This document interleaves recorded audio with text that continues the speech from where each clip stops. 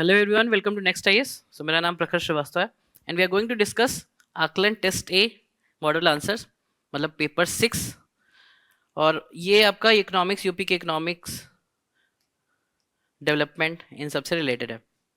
So we'll start with the first, that is in light of Uttar Pradesh $1 trillion economy. Light of Uttar Pradesh $1 trillion economy vision analyze the role of Ganga expressway. Ganga expressway का क्या role है जो हमारा vision है उत्तर प्रदेश का $1 trillion economy बनने का, उसमें गंगा एक्सप्रेसवे का क्या रोल रहेगा as a catalyst for industrial development and balance regional growth. So Ganga expressway, it was a major project announced by Uttar Pradesh government. So Ganga Expressway is one of the India's largest planned expressway, spanning 594 kilometre. तो 594 kilometre लंबा ये expressway है, one of the longest expressway है. Embodies Uttar प्रदेश's infrastructural ambition aligned with its vision to become a $1 trillion economy. Expressway से किस प्रकार से मदद मिलती है? तो एक्सप्रेसवे जिस भी एरिया से गुजरता है वहां पे ट्रांसपोर्टेशन आसान हो जाता है, और ट्रांसपोर्टेशन आसान होने की वजह से इंडस्ट्रीज का डेवलपमेंट होने लगता है, लॉजिस्टिक्स इंप्रूव हो जाती है. तो यही सारे पॉइंट्स को आप अपने बॉडी में लिखेंगे कि किस प्रकार से मदद कर रहा है. तो सबसे पहला creation of industrial corridors nodes. तो जहां से भी एक्सप्रेसवे पास कर रहा है वहां पे हम इंडस्ट्रियल कॉरिडोर्स बना सकते हैं. Expressway is being planned with industrial clusters along its route, particularly in sectors such as textiles, खासकर टेक्सटाइल्स में, वेयर हाउसिंग में, एग्रो प्रोसेसिंग. पहले क्या है, एग्रो प्रोसेसिंग की जो सेक्टर है वहां पर लॉसेस का चांसेस ज्यादा होता है क्योंकि टाइम कम होता है, लेकिन लॉजिस्टिक्स इंप्रूव हो गया तो एग्रो प्रोसेसिंग इंडस्ट्री भी फ्लरिश कर सकती है. Is it clear? Then improve logistics and supply chain efficiency. कोई भी एग्रीकल्चर प्रोडक्ट है उसको पहुंचाना है विदाउट इट बीइंग पेरिस्ड, वो खराब ना हो जाए, सड़ ना जाए, तो उसके लिए भी एक्सप्रेसवे मदद करेगा. इससे क्या इंप्रूव होगा? सप्लाई चेन इंप्रूव होगी, लॉजिस्टिक्स इंप्रूव होगा. So Ganga expressway is expected to reduce free transit time between eastern and western UP by over 40%. तो 40% तक समय की बचत होगी गंगा एक्सप्रेसवे से. Is it clear? जब 10 घंटे में अगर आप ट्रेवल करते हैं तो आप 6 घंटे में आप उसको ट्रेवल कर पाएंगे. एमएसएमई सेक्टर और लोकल इंटरप्राइजेस को भी बूस्ट मिलेगा. सो डिस्ट्रिक्ट्स लाइक प्रयागराज, जहां से गंगा एक्सप्रेसवे जा रहा है, Prayagraj, Unnao and Shahjahanpur will witness improved access to national markets. National market से इनकी कनेक्टिविटी बढ़ जाएगी, दिल्ली तक सामान पहुंचाना इजी हो जाएगा. The expressway will stimulate growth in ODOP. सरकार की जो स्कीम है वन डिस्ट्रिक्ट वन प्रोडक्ट, उसकी जो डिमांड बढ़ेगी तो लॉजिस्टिक्स इंप्रूव होने की वजह से उसे इजीली हम इंटरनेशनल मार्केट तक पहुंचा सकते हैं, नेशनल मार्केट तक. फिर linkage with defence and aeronautics clusters, जो हमारे डिफेंस सेक्टर्स हैं उनसे भी लिंक बनेगा. So expressways alignment with regions like Jewar, Aligarh supports defense corridors and the upcoming Noida International Airport. Is it clear? Then facilitation of agro-based and food processing. Food processing industries को सबसे ज्यादा boost मिलेगा क्योंकि वहां पे एक सबसे बड़ा जो खतरा होता है पेरिशेबल गुड्स का, कि खराब ना हो जाए, शेल लाइफ कम होती है, तो वो बेहतर हो जाएगा. So fertile plains along the Ganga basin are major producers of cereals, sugar cane, horticulture products.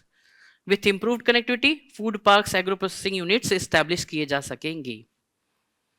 Then employment generation in construction and ancillary sectors. बिल्कुल, अगर इंडस्ट्रियल डेवलपमेंट होगा, इंडस्ट्रियल नोड्स बनेंगे, एग्रो फूड प्रोसेसिंग पार्क्स बनेंगे, तो employment generation भी तो होगा, तो इकोनॉमी एक तरीके से बूस्ट करेगी. और जो हमारा उत्तर प्रदेश का ये टारगेट है $1 trillion इकोनॉमी बनने का, वो फुलफिल करने में काफी ज्यादा मदद मिलेगी.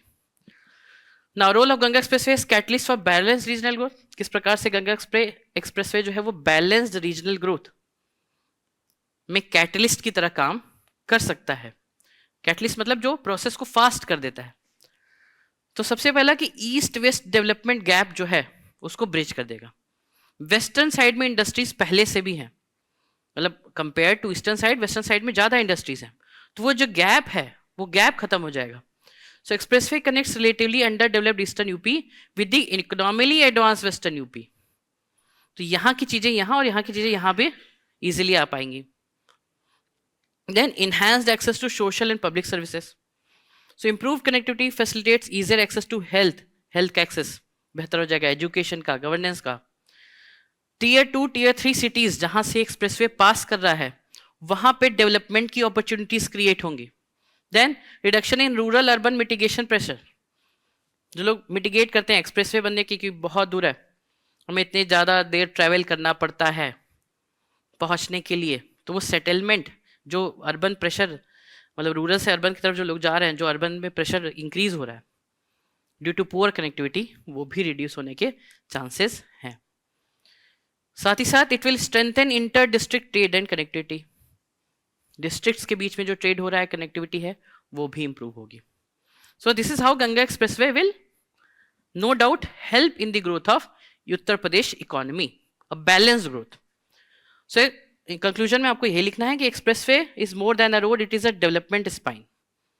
ये सिर्फ एक रोड नहीं, एक डेवलपमेंट स्पाइन है, intended to re-engineer Uttar Pradesh's economic geography with its potential to create industrial corridors, defense corridors से connectivity बनेगी and promote equitable regional development. But इसका faster implementation होना जरूरी है और time to time maintenance भी जरूरी है। Moving on to question number 2, what are the key features of Uttar Pradesh's industrial investment and employment promotion policy 2022? तो simply आपको इस पॉलिसी के की फीचर्स बताने हैं। फिर how does the policy aim to accelerate MSME growth, किस प्रकार से पॉलिसी जो है वो हेल्प करेगी ग्रोथ को एक्सेलरेट करने में। तो स्टार्टिंग विद इंट्रोडक्शन, तो इंट्रोडक्शन में हम सिंपली बताएंगे कि पॉलिसी कब आई, कैसे आई, क्यों आई। Uttar Pradesh industrial investment and employment promotion policy 2022 marks a strategic leap toward transforming Uttar Pradesh into $1 trillion economy. It emphasizes, क्या इसका मेन रोल है? It emphasizes balanced regional development. हर जगह का बैलेंस डेवलपमेंट हो, यानी कि वेस्टर्न यूपी डेवलप किया जा रहा है, ईस्टर्न यूपी में कुछ नहीं हो रहा है, तो बैलेंस्ड ग्रोथ के लिए इंपॉर्टेंट है। MSME growth and the large scale employment generation through industry friendly corridors. ठीक है, अब इसके की फीचर्स क्या है, मतलब इस पॉलिसी में सरकार ने क्या क्या उम्मीदें रखी हैं। तो सबसे पहला है zonal classification for equitable growth, तो पूरे स्टेट को जोन्स में डिवाइड किया जाएगा। तो state is divided into 4 zones A to D based on industrial backwardness, with zone D receiving the highest incentive. मतलब यूपी के एरिया में 4 जोन बनाए गए, A B C D। D में वो रीजन होगा जहां पे इंडस्ट्रीज ना के बराबर हैं और इनको सबसे ज्यादा इंसेंटिव मिलेगा। ठीक है, तो ये आपको लिखना है अपने एरिया में, अपने आंसर में। तो zonal structures ensures balance regional development by incentivising investors to move toward under developed districts like Bundelkhand and eastern UP. Then robust incentive framework, so policy offers a wide array of fiscal incentives such as capital interest, subsidies, जो loan लोगे उसमें interest मिलेगा, subsidies मिलेगी, stamp duty में छूट दी जाएगी। इसके माध्यम से मोटिवेट किया जाएगा कि आप इंडस्ट्रीज वहां पर सेटअप करें। Then Nivesh Mitra for ease of doing business, so Nivesh Mitra is a single window portal, streamlines approvals, clearances and grievance redressal. मतलब इसके तहत सरकार ने एक अलग से पोर्टल बना दिया कि suppose you want to establish a factory, तो आपका जितना भी पेपर वर्क है सब कुछ उसी पोर्टल के थ्रू यानी निवेश मित्र के थ्रू हो जाएगा और ये फास्ट होगा, इजिली, मतलब तेजी से होगा। ये वो कोई पेंडेंसी ऑफ पेपर्स नहीं कि एक ही ऑफिस में पेपर बहुत समय तक पड़ा हुआ है। Then plug and play industrial parks, so policy encourages, so plug and play industrial parks, the policy encourages the development of plug and play infrastructure and private industrial parks. These ready to operate industrial units reduce setup time, मतलब उन्हें बनाने में समय नहीं लगेगा, already सब कुछ setup रहता है, बस वहां पर एस्टैब्लिश कर देते हैं। Promotion of sunrise and core sectors, so policy identifies strategic sectors such as electronics, जो इस समय एडवांस काफ़ी जिसकी डिमांड है, electronics, data centres, defence, textile, logistics, food processing, और इन्हीं सेक्टर्स के इंडस्ट्रीज को सेटअप करने का प्रयास किया जाएगा। Support for green and sustainable industries, जो भी इंडस्ट्री सेटअप हो रही है उसमें खास ये ध्यान दिया जाएगा कि इन्वायरमेंट पर इसका कोई नेगेटिव इम्पैक्ट ना पड़े, तो ग्रीन सर्टिफिकेशन का प्रोसेस इसमें लाया गया है. So it provides additional incentives for green certified buildings, renewable energy usage, and environment friendly manufacturing practice. Anchor and mega investment support to attract large scale investment, special benefits जैसे कि interest free loan, इस तरीके के लुभावने offer दिए जाएंगे ताकि businessman, business persons interest लें उस एरिया में इंडस्ट्री सेटअप करने के लिए. The policy accelerating MSME growth and enhancing employment generation. तो एमएसएमई पे भी इस पॉलिसी के तहत फोकस किया गया है क्योंकि एमएसएमई भी एक तरीके से बैकबोन है यूपी की इकोनॉमी का. तो एमएसएमई सेक्टर इंप्रूव होगा तो इकोनॉमिक ग्रोथ अपने आप होगी. ठीक है, तो integration with ODOP and cluster schemes, इस पॉलिसी को इंटीग्रेट किया गया है ओडीओपी के साथ.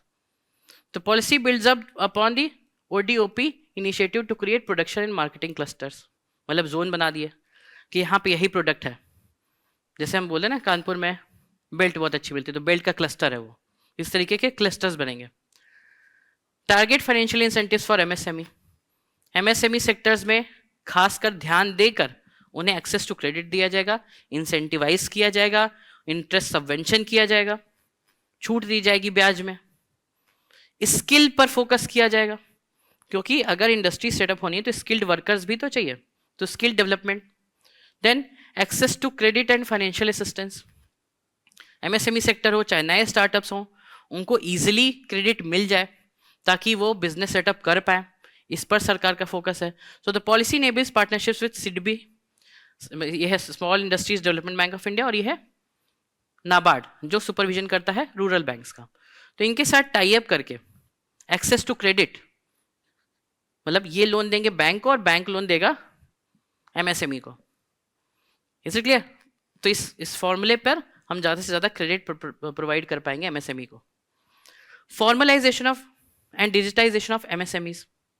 So policy promotes digital transformation of MSMEs through e-commerce integration, उद्यम registration and digital financial tools. Then women and youth centric industrial growth. कुछ एरियाज ऐसे भी इस एरियाज डेवलप किए जाएंगे जहां पे फोकस वुमेन और यूथ डेवलपमेंट पे हो. डिसेंट्रलाइज इंडस्ट्रियल ग्रोथ, ऐसा ही नहीं कि केवल एक ही एरियाज में इंडस्ट्री सेटअप हो रही, नो, हर एरिया आपको फोकस किया जाएगा. अर्बन हो, रूरल हो, कैसा भी एरिया हो जहां पे अभी इंडस्ट्रियलाइजेशन नहीं है, उन एरियाज को भी टारगेट किया जाएगा इस पॉलिसी के तहत.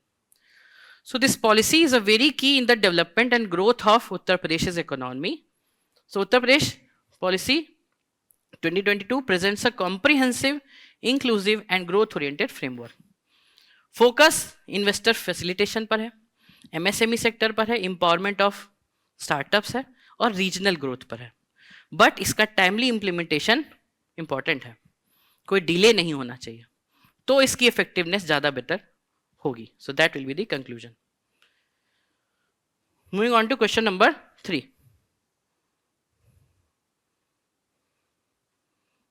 Question number 3.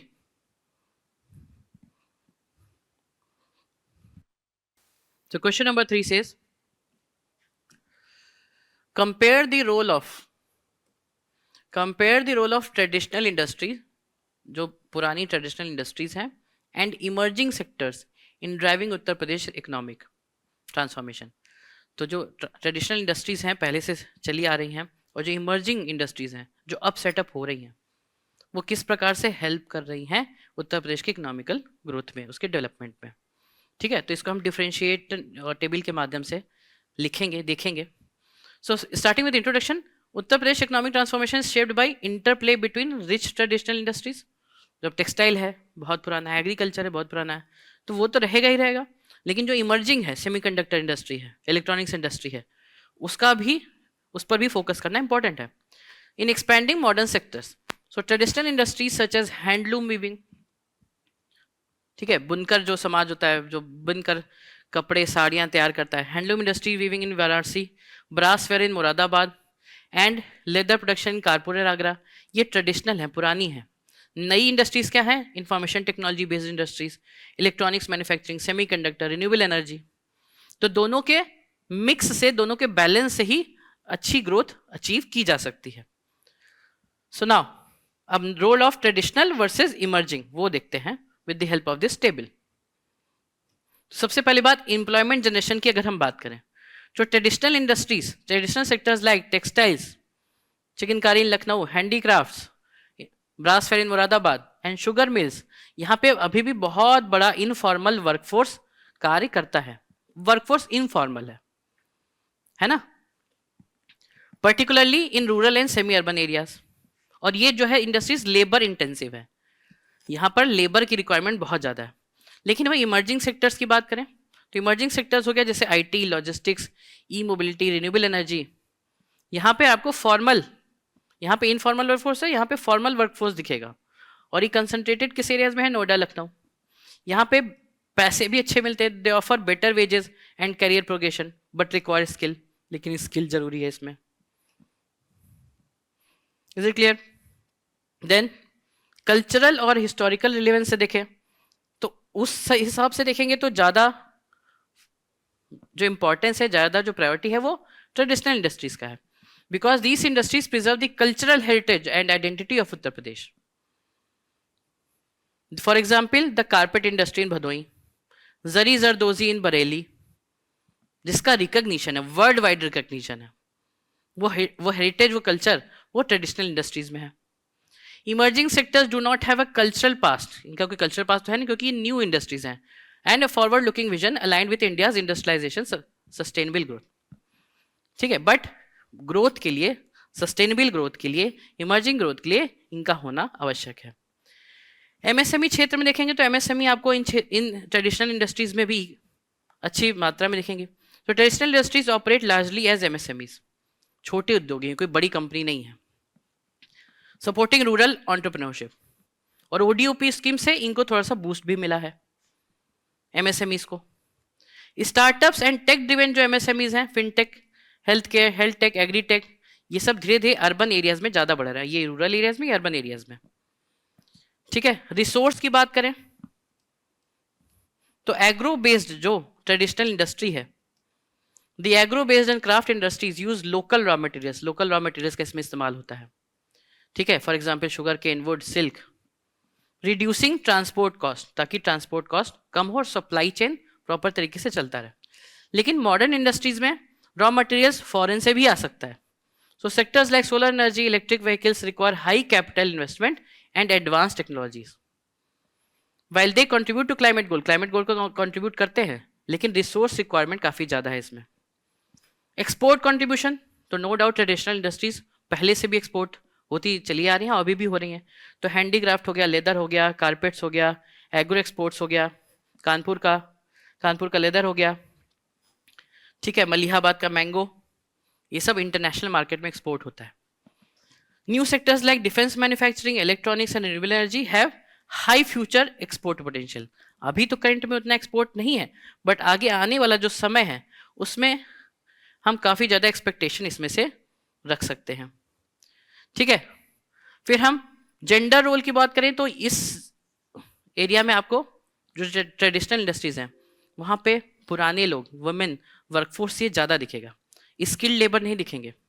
लेकिन यहाँ पर अगर आप देखेंगे तो emerging sectors have improved female participation, female participation इसमें इंप्रूव हुआ है।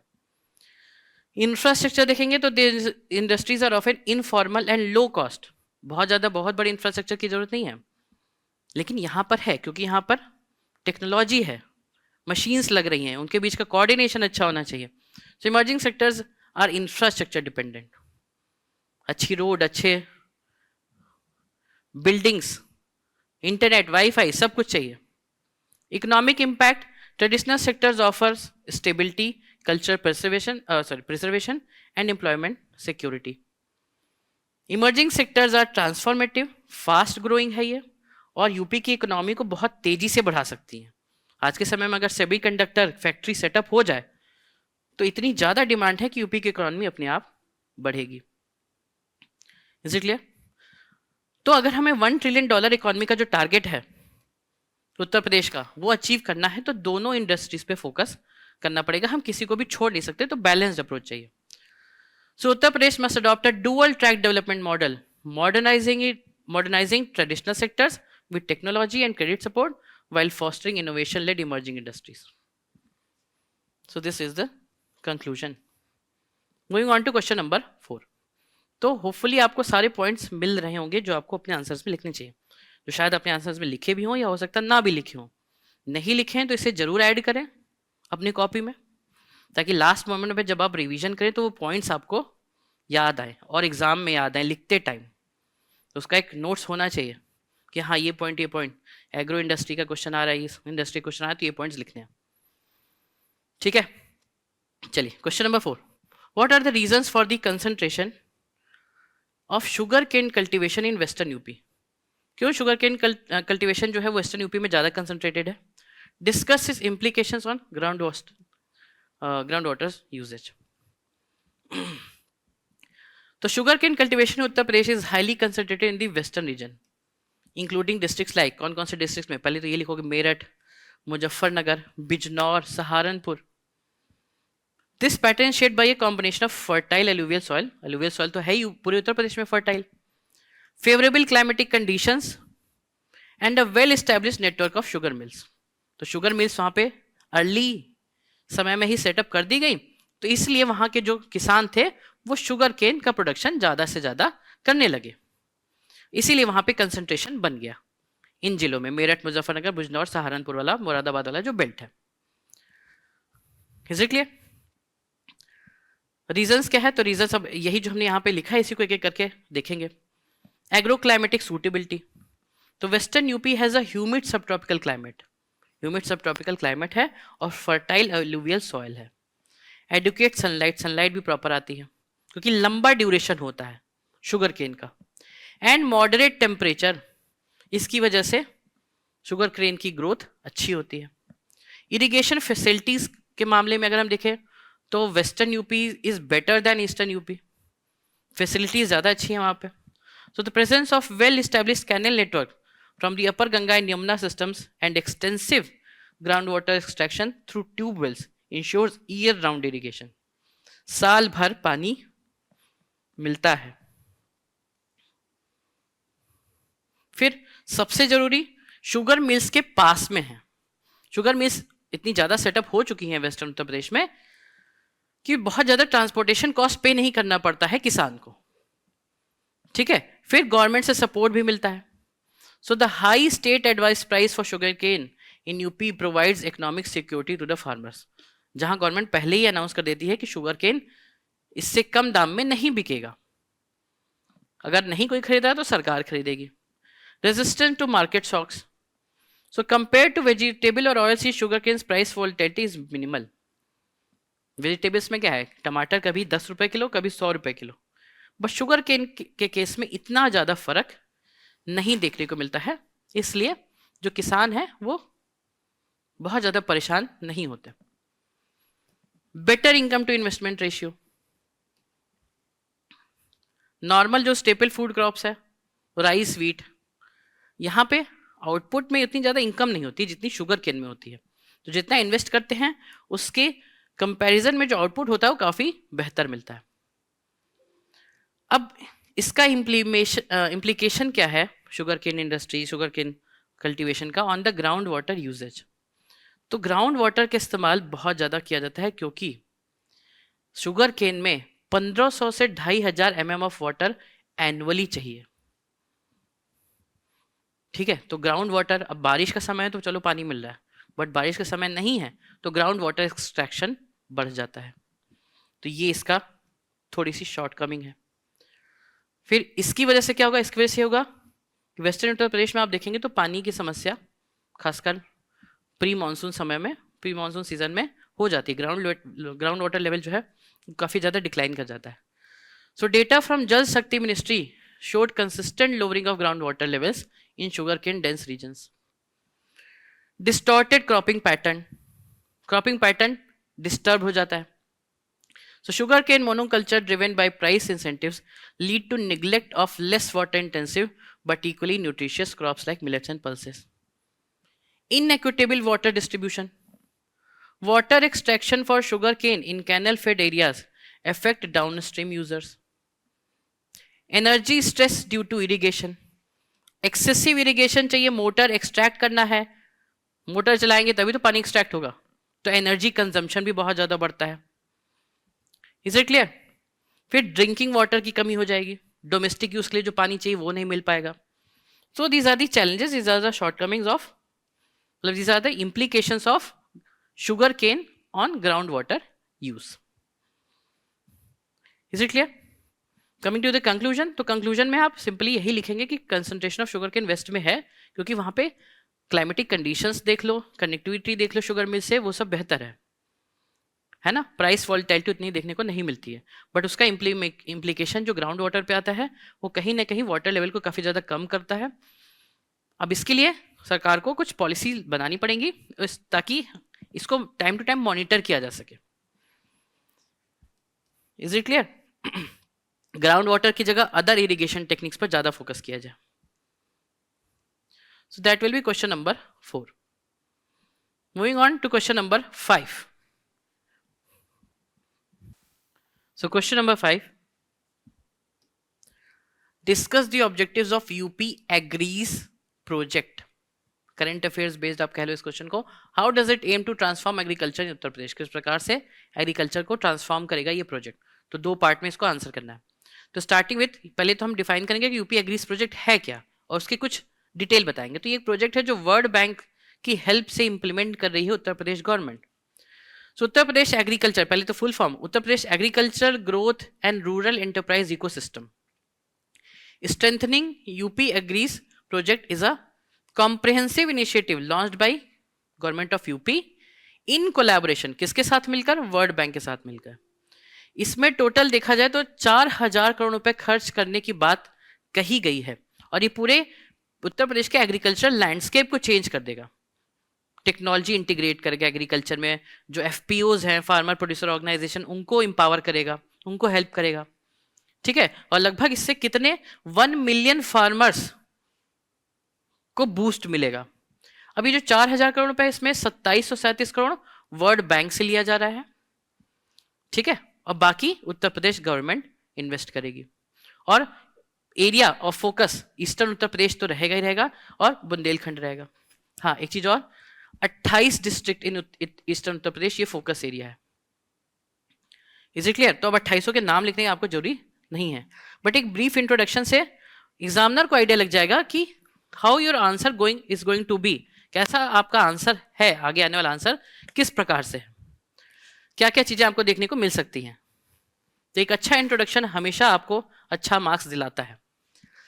तो क्या ऑब्जेक्टिव है इसका? तो सबसे पहला ऑब्जेक्टिव है क्लाइमेट रेजिलिएंट एग्रीकल्चर, मतलब कुछ ऐसा सिस्टम क्रिएट करें टेक्नोलॉजी के माध्यम से कि चाहे फ्लड आए, चाहे सूखा पड़े, चाहे बारिश कम हो, हमें क्लाइमेट का बहुत ज्यादा फर्क देखने को ना मिले. ठीक है, तो project aims to enhance climate adaptability by promoting sustainable agriculture practice like precision farming, irrigation जो है वो भी precision irrigation, diverse crop variety, एक ही तरीके की क्रॉप का इस्तेमाल नहीं कर रहे हैं. ठीक है, this objective is critical for mitigating the risk posed by frequent droughts. Then FPOs को स्ट्रेंथन किया जाएगा. So UP agrees seeks to increase the institutional and market power of small and marginal farmers by supporting over 2500 FPO. Farmer producer organisation, जो कुछ farmers मिलकर अपने produce को sell करते हैं as a sort of a society and company. तो ऐसे 2500 FPOs को सपोर्ट किया जाएगा इस प्रोजेक्ट के अंतर्गत. Then enhance value chain linkages. तो project prioritises strengthening post harvest infrastructure, post harvest infrastructure and market access. Key harvest तो चलो हो गया, लेकिन हार्वेस्ट के बाद ये हार्वेस्ट का सही इस्तेमाल हो, टाइम से उस प्लेस पे, उस मार्केट में पहुंच जाए जहां पहुंचना है, वो भी इंपॉर्टेंट है. तो उस पर भी फोकस है. ठीक है, और इसमें सिर्फ एग्रीकल्चर मतलब बेसिक एग्रीकल्चर नहीं, इसमें हॉर्टिकल्चर, डेयरी, फिशरीज, इन सब पर टारगेट किया जाएगा. फिर private sector investment PPP model के माध्यम से भी इन्वेस्टमेंट इस प्रोजेक्ट के थ्रू लाया जाएगा. Promote gender and social inclusion. So project ensures equitable participation of women, women का भी इक्वल पार्टिसिपेशन हो इसमें, एससीज का हो, एसटीज का हो, अदर वनरेबल ग्रुप्स का हो, ताकि वो भी अपनी लाइफ को इंप्रूव कर सके. और sustainable land and water use. अभी जो पुराने समय में जो एग्रीकल्चर चला आ रहा था, वहां पे इन्वायरमेंट के प्रति सेंसिटाइजेशन नहीं था, तो लैंड को हम बहुत ही खराब तरीके से इस्तेमाल करते थे।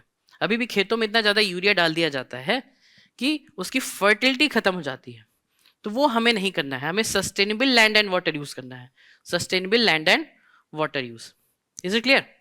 ना how this project is aiming to transform agriculture, किस प्रकार से ट्रांसफॉर्म करेगा एग्रीकल्चर को उत्तर प्रदेश के।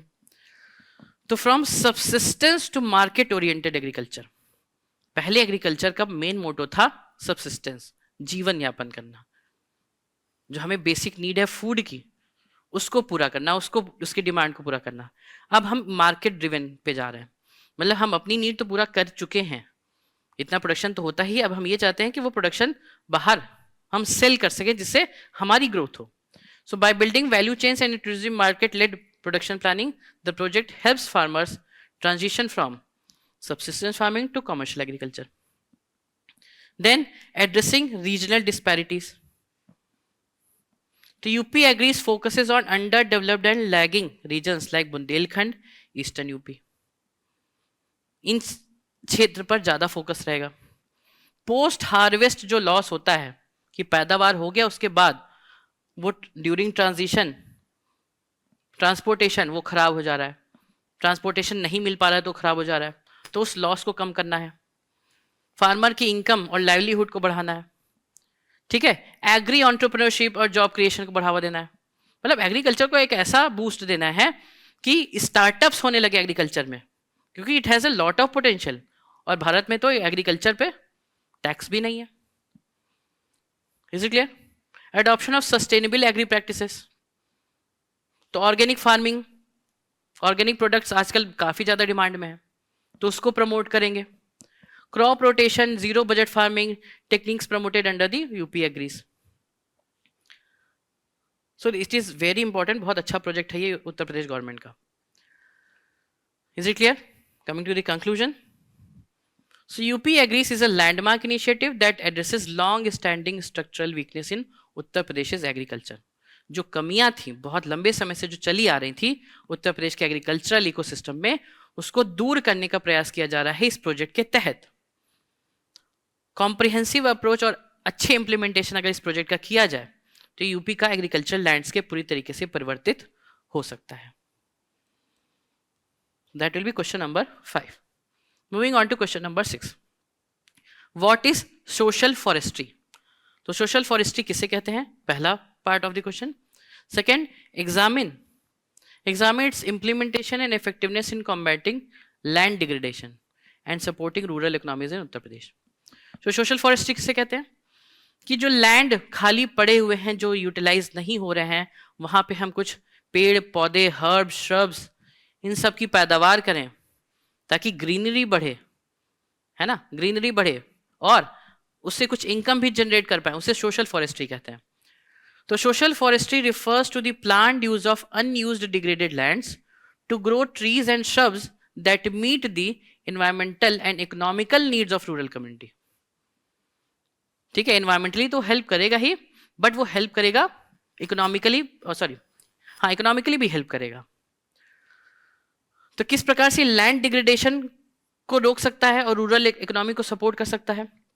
तो सबसे बड़ी बात कि जो डेजर्टिफिकेशन की समस्या है, सॉइल इरोजन की समस्या है, उससे लड़ने के लिए काफी मददगार है। डेवलपमेंट के लिए पेड़ काटे जा रहे हैं अगर एक तरफ, तो दूसरी तरफ अगर हम पेड़ पौधे लगा रहे हैं अनयूज्ड लैंड पर, तो बैलेंस कर देगा।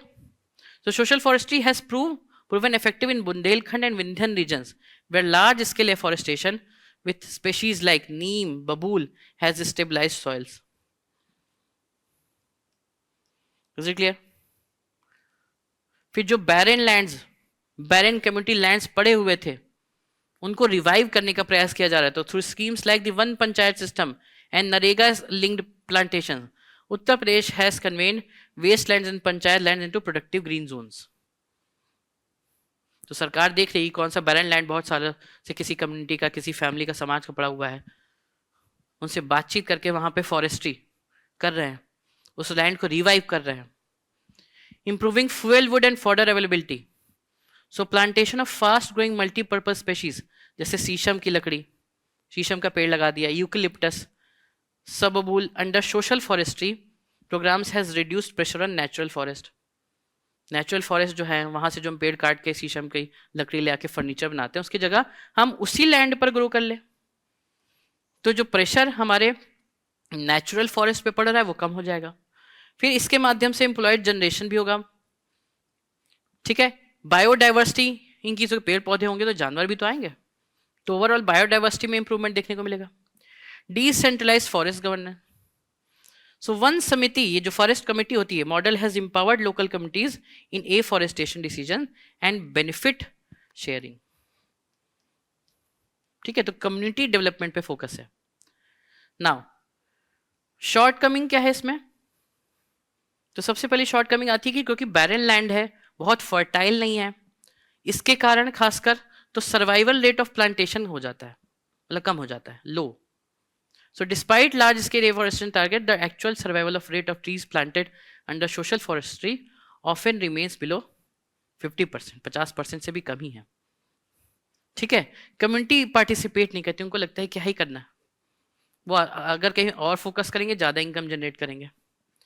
Over dependence on few species, so monoculture plantation of eucalyptus and subabul are common especially in western Uttar Pradesh. एक ही दो तरीके का पेड़ लगाओगे तो इंप्रूवमेंट नहीं होगा लैंड का। लैंड एंड इंस्टीट्यूशनल कंस्ट्रेंट्स, पेड़ लगाने पहुंच गए तब तक वहां पे कोई दावा करने आ गया कि ये तो मेरी जमीन है, तो वो भी एक समस्या है। Lack of convergence and allied departments, so absence of convergence between departments like rural development, Panchayati Raj, forest department, इनके बीच में ठीक से कोऑर्डिनेशन नहीं है, तो कभी भी सोशल फॉरेस्ट्री इंप्लीमेंट करने का प्रयास करेंगे तो कोई ना कोई ऑब्जेक्शन क्रिएट कर देगा। ठीक है, फिर मार्केट से लिंकेज अच्छा नहीं है उस एरियाज का। So farmers and gram panchayat often lack access to markets for timber, fruits and NTFPs grown under social forestry. अब सोशल फॉरेस्ट्री करके पेड़ पौधे लगा दिए, लेकिन अगर उसको सेल नहीं कर पा रहे हैं तो फिर डिमोटिवेशन आ जाएगा। तो सोशल फॉरेस्ट्री का जो कॉन्सेप्ट है वो बहुत अच्छा कॉन्सेप्ट है, इसके माध्यम से हम इन्वायरमेंट को तो बैलेंस करेंगे ही, अपने फ्यूचर जनरेशन्स को बेनिफिट पहुंचाएंगे, साथ ही साथ एक बहुत बड़ा जिसमें चेंज है वो ये कि हम इससे अपनी इकोनॉमी को भी सुधार सकते हैं अगर अच्छे तरीके से इंप्लीमेंट किया जाए तो। So that will be question number 6। Coming to question number 7। So question number 7, Uttar Pradesh new forest policy जो 2019 में आई थी seeks to reconcile ecological conservation with rural livelihood. तो इकोलॉजी को कंजर्व करके और रूरल लाइवलीहुड को मेंटेन करके इस पॉलिसी के अंदर कई सारे रूल्स एंड रेगुलेशंस बनाए गए थे, तो वो हमें एनालाइज करना है। सो उत्तर प्रदेश फॉरेस्ट पॉलिसी ये एक प्रोग्रेसिव पॉलिसी है, प्रोग्रेसिव शिफ्ट है towards sustainable forest management by addressing both environmental sustainability, कि हमारा पर्यावरण जो है वो स्थिर रहे, उस पर कोई नुकसान ना पहुंचे, एंड ह्यूमन डेवलपमेंट, मतलब लोग जो वहाँ पे सोसाइटी है, कम्युनिटी है, उसका भी डेवलपमेंट होता रहे। So recognising forest as a critical ecological asset, no doubt forest किसी भी देश के एक तरीके से लंग्स होते हैं, तो लंग्स अगर आप डिस्ट्रॉय करेंगे तो बॉडी डिस्ट्रॉय हो जाएगी, तो उसको कंजर्व करना जरूरी है, लेकिन साथ ही साथ ये भी ध्यान देना है कि ह्यूमन डेवलपमेंट पे कोई फर्क इसका ना पड़े। सो की फीचर्स क्या है इस पॉलिसी के, इस पे क्वेश्चंस अक्सर रिपीट होते हैं, PYQ आप देखेंगे तो फॉरेस्ट पॉलिसी के क्वेश्चंस आ चुके हैं 2-3 बार। ठीक है, तो आपको एकदम ये आंसर्स तो रेडी होने चाहिए। तो सबसे पहला यहाँ पे टारगेट रखा गया था कि फॉरेस्ट कवर को 15% तक पहुंचाना है।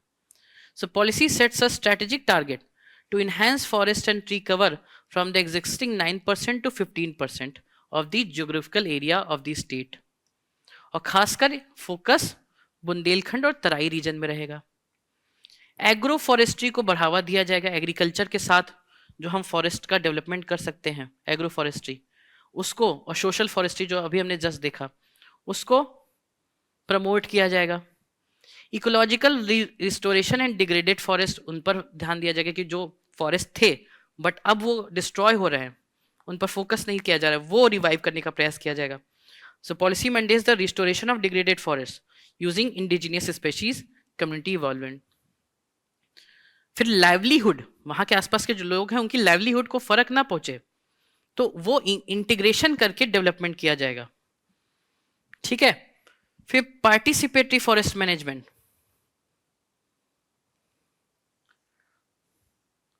so policy revives joint forest management committees, JFMCs, to ensure decentralized governance and local community participation in forest protection. Conservation of biodiversity and wildlife corridors. So special emphasis is laid on protecting biodiversity rich areas like Dudhwa, Pilibhit and Katania Ghat. ये काफी rich areas हैं in terms of forest, तो यहाँ पे corridor बनाया जाए, यहाँ पे जो बायोडाइवर्सिटी उसको कंजर्व किया जाए। इंसेंटिवाइजिंग ट्री प्लांटेशन, पेड़ लगा रही है कोई सोसाइटी है, कोई एनजीओ है, उनको इंसेंटिवाइज करिए। नॉन फॉरेस्ट जो लैंड्स है उनको फॉरेस्ट एरिया में कन्वर्ट करने का प्रयास किया जाए। ठीक है। अब किस प्रकार से ये पॉलिसी इकोलॉजिकल कंजर्वेशन और रूरल लाइवलीहुड्स दोनों को इंटीग्रेट कर रही है वो देखते हैं। So linking conservation with employment under MG NREGA by aligning forest regeneration and plantation work with MG NREGA. अगर एमजी नरेगा के तहत हम ये कह दें कि प्लांटेशन करना है, लेबर से प्लांटेशन करवाना है, उसके उनको पैसे मिलेंगे, तो लाइवलीहुड भी मिलेगा और फॉरेस्ट्री भी इंप्रूव होगा। वन धन योजना, so policy links rural and tribal communities with value chains of non timber forest produce। तो नॉन टिम्बर जो फॉरेस्ट प्रोड्यूस है उनको भी वैल्यू चेन्स के माध्यम से, जैसे कि महुआ हो गया, ठीक है, तेंदू लीव्स हो गए, तेंदू के पत्ते, बीड़ी बनती है शायद इससे, है ना। तो ये जो नॉन टिम्बर फॉरेस्ट प्रोड्यूस है इनका भी मार्केट एक्सेस रहे, ये हेल्प करेंगे। फिर women lead self help groups in forest management encourage किया जाएगा, खासकर सेल्फ हेल्प ग्रुप्स जो जिनको वुमेन लीड करें, ताकि वुमेन एम्पावरमेंट भी हो। ठीक है, कुछ छोटा छोटा प्रोड्यूस करके उसको मार्केट में सेल कर रही हैं, तो उनकी खुद की भी लाइवलीहुड इंप्रूव होगी। Eco tourism and compensatory afforestation and fund utilisation. So policy ensures that CAMPA funds are deployed not just for forest plantation but also for community development. फिर access to clean energy and alternative livelihoods.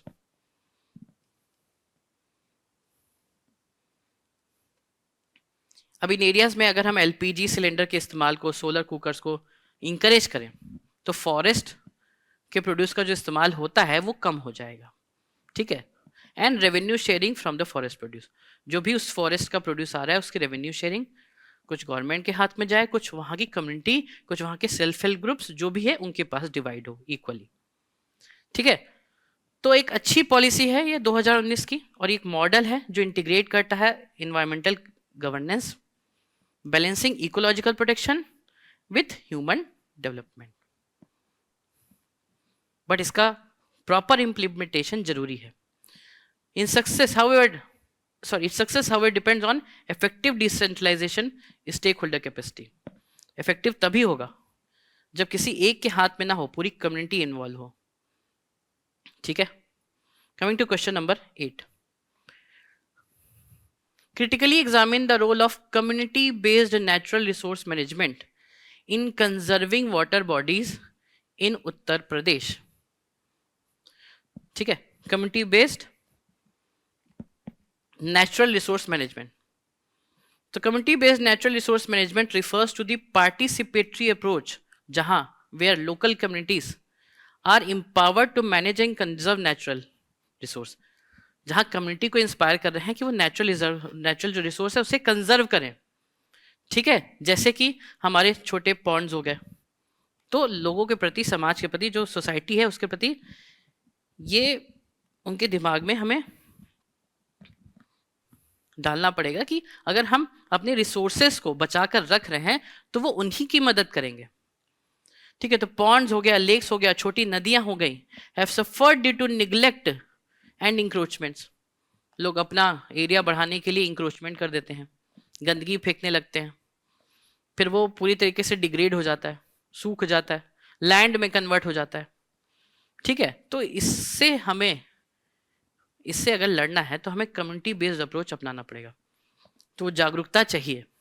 सो अब इसमें community based role क्या है? Decentralise decision making. तो CBNRM empowers local gram panchayats and user groups to identify, prioritize and implement restoration projects। मतलब state में बैठा, लखनऊ में बैठा, ये डिसाइड नहीं करेगा कि प्रयागराज के कौन से गांव में कहा किसका रिस्टोरेशन होना है। कौन डिसाइड करेगा? ये वहां की ग्राम सभा, ग्राम पंचायत डिसाइड करेगी कि ये जो पॉन्ड है इसको हम रिवाइव करेंगे। तो decentralise decision making. Revival of traditional water bodies, कुछ पुराने झील, तालाब जो अब सूख रहे हैं, जिसे डिग्रेडेशन, कूड़ा फेंक फेंक के खराब कर दिया गया, उसको रिवाइव करिए। लाइवलीहुड इंटीग्रेशन,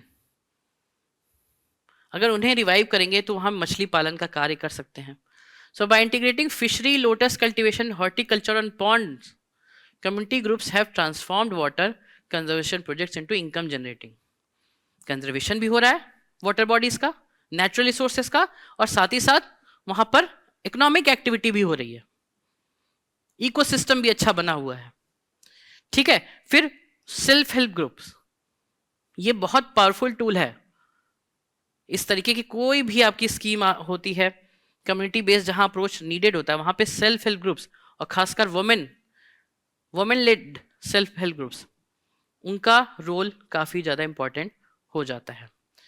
फिर इंस्टीट्यूशन की बैकिंग और एनजीओ के साथ partnership, ground water recharge initiatives, ये सब करने पड़ेंगे। तो villages in districts like Jhansi and Chitrakoot have adopted water budgeting and check dam construction through participatory resource planning. So these are the points जो आपको अपने आंसर्स में लिखने हैं। नाउ अब इसमें चैलेंज क्या आता है कि जो कोऑर्डिनेशन अच्छा नहीं है।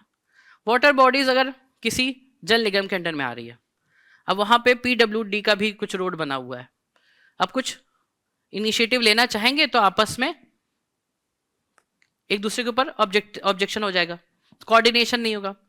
सो multiple departments like rural development, irrigation, Panchayati Raj etcetera often operate in silos, अकेले काम कर रहे हैं, leading to delays and conflicting rules. ठीक है, लीगल और टेनोरियल क्लैरिटी नहीं है। So encroachments and unclear ownership of ponds and wetlands undermine local conservation efforts। कब्जा कर लेते हैं लोग आसपास के तालाब को। Insufficient capacity building, so many gram panchayats and community based institutions lack training in hydrological knowledge।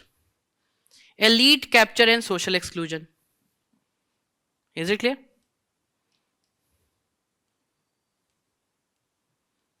Elite people, वो उनका डोमिनेंस रहेगा, वो उस पर कब्जा किए रहेंगे और कम्युनिटी पार्टिसिपेशन वो नहीं हो पाएगा।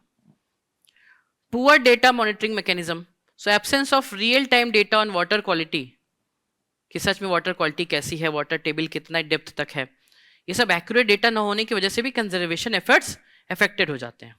और हमारा जो यूथ है वो पार्टिसिपेट नहीं करता, तो इन सब पे फोकस करना आवश्यक है। ये सारे इसके चैलेंजेस हैं। So community-based natural resource management in Uttar Pradesh has showcased the power of decentralization.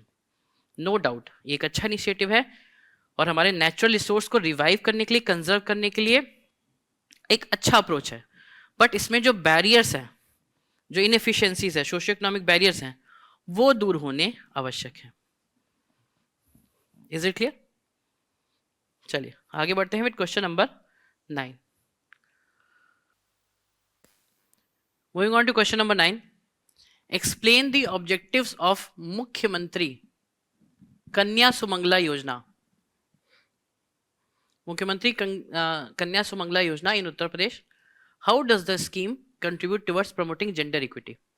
तो ये योजना उत्तर प्रदेश सरकार द्वारा लॉन्च की गई थी गर्ल चाइल्ड्स को सपोर्ट करने के लिए, फीमेल्स को सपोर्ट करने के लिए, कि किसी परिवार में अगर लड़की का जन्म हो रहा हो तो उस पर प्रॉपर फोकस वो कर पाए। ठीक है, इसके लिए ये योजना लॉन्च की गई है। सो द मुख्यमंत्री Kanya Sumangala Yojana is a flagship welfare scheme launch by government of Uttar Pradesh aimed at the holistic development of the girl child. पूरा कंप्लीट डेवलपमेंट, शुरुआत में पैदा हुए तो उसके लिए अर्ली जो फूड न्यूट्रिशन वो चाहिए, वो इंपॉर्टेंट, वो प्रदान करना। ठीक है, फिर एजुकेशन को सपोर्ट करना, हायर एजुकेशन को सपोर्ट करना। तो होलिस्टिक डेवलपमेंट के लिए लॉन्च किया गया है by offering financial incentives across critical milestones. It intends to address gender disparity, reduce female foeticide. गर्भ में ही जो मार दिया जाता है या पैदा होते ही मार दिया जाता है, वो जो घटनाएं होती हैं उनको खत्म करने के लिए इस योजना को लॉन्च किया गया है. ऑब्जेक्टिव क्या है इसका? तो ऑब्जेक्टिव है गर्ल चाइल्ड के सर्वाइवल पर फोकस करना एंड उनके वेलबींग पर. तो schemes aim to combat female foeticide by creating a positive atmosphere for the birth and upbringing of girls. तो इंकरेज करेंगे, मोटिवेट करेंगे पेरेंट्स को, उन्हें शिक्षा देंगे, बताएंगे. ठीक है.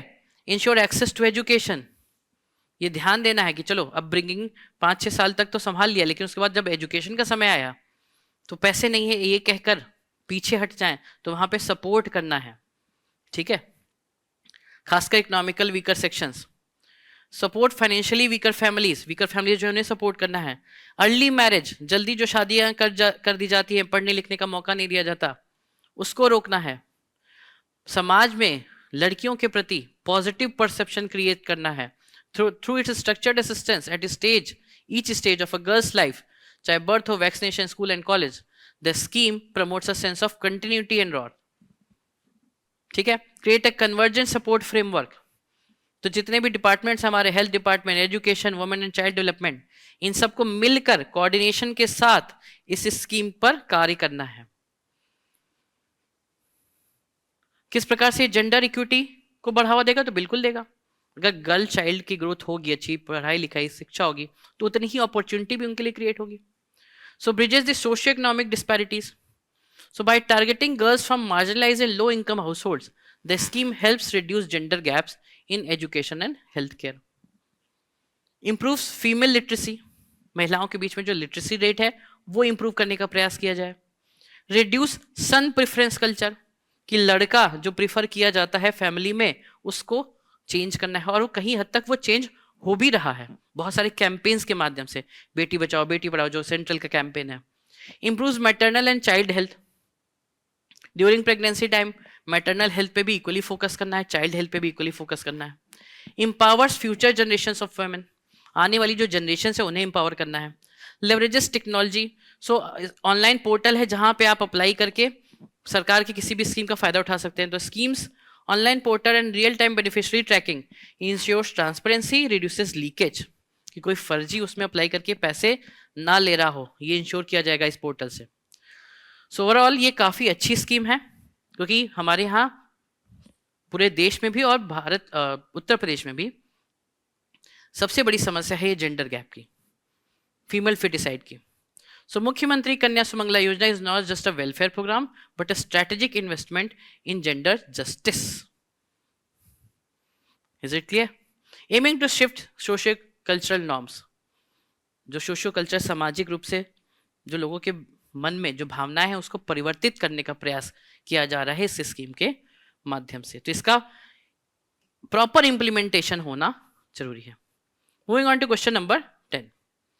सो critically evaluate the role of public private partnership models in infrastructure development in Uttar Pradesh. Is it clear? तो पीपीपी मॉडल अभी हम बहुत सारे क्वेश्चंस में डिस्कस कर भी चुके हैं, फिर से एक बार इसको अलग से देख रहे हैं. तो पीपीपी का मतलब क्या है? पब्लिक यानी गवर्नमेंट की ऑर्गेनाइजेशन और प्राइवेट यानी प्राइवेट की ऑर्गेनाइजेशन मिलकर किसी चीज को बिल्ड कर रही हैं, ऑपरेट कर रही हैं. इसमें कई सारे मॉडल होते हैं, BOT model, built operate transfer. ठीक है. तो public private partnership refers to a collaborative framework where the public sector join hands with private entities to finance, build, operate and maintain infrastructure, airports का निर्माण, railway station का निर्माण. ठीक है. अब जैसे इसमें आप एग्जाम्पल लिख सकते हैं, गंगा एक्सप्रेसवे, ये भी पीपीपी मॉडल पे बनाया जा रहा है. बहुत सारी प्राइवेट कंपनीज हैं, क्योंकि एक्सप्रेसवे बहुत लंबा है तो उसके छोटे छोटे सेक्शंस में अलग अलग लोगों की मदद ली जा रही है. अब इसके फायदे क्या होते हैं? फायदे ये होते हैं कि एक्सेलरेशन ऑफ प्रोजेक्ट्स होता है. केवल गवर्नमेंट अगर कोई प्रोजेक्ट हैंडल करती है तो उसमें बहुत सारे डिलेज होते हैं, लेकिन प्राइवेट कोई भी एंटिटी इन्वॉल्व है तो उसको चाहिए होता है कि मैं जल्दी से इसे कंप्लीट करके अपने प्रोजेक्ट के जो पैसे उसके निकालूं और मुनाफा कमा सकूं. तो एक्सेलरेशन ऑफ प्रोजेक्ट होता है. Urban infrastructure and housing expansion.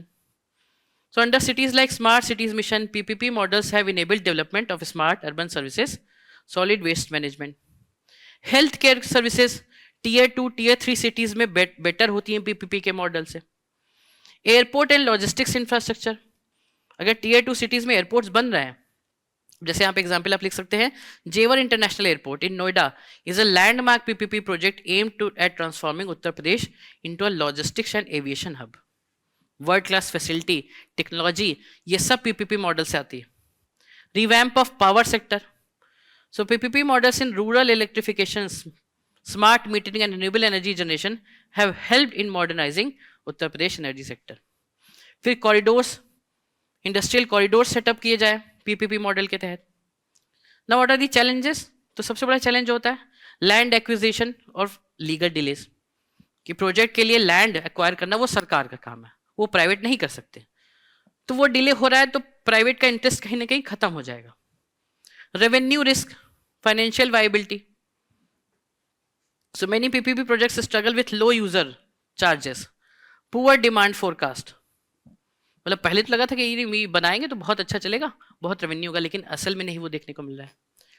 Regulatory and institutional weakness, PPP model के लिए कोई अच्छा रेगुलेटिंग अथॉरिटी नहीं है, तो प्रोजेक्ट्स में बहुत सारी कमियां देखने को मिलती हैं। फिर रिस्क शेयरिंग वो इनएडिक्वेट है, कि अगर नुकसान हुआ तो ऐसा ना हो कि सरकार पूरी जिम्मेदारी प्राइवेट के ऊपर दे दे और अपना वहां से कट ले। Lack of sectoral expertise in public agencies, कुछ ऐसी पब्लिक डिपार्टमेंट्स एजेंसीज हैं जिनमें स्किल ही नहीं है उस प्रोजेक्ट को इंप्लीमेंट करने का। ठीक है, कमिंग टू द कंक्लूजन, तो PPP models have demonstrated potential तो है पूरे इंफ्रास्ट्रक्चर लैंडस्केप को ट्रांसफॉर्म करने का उत्तर प्रदेश में।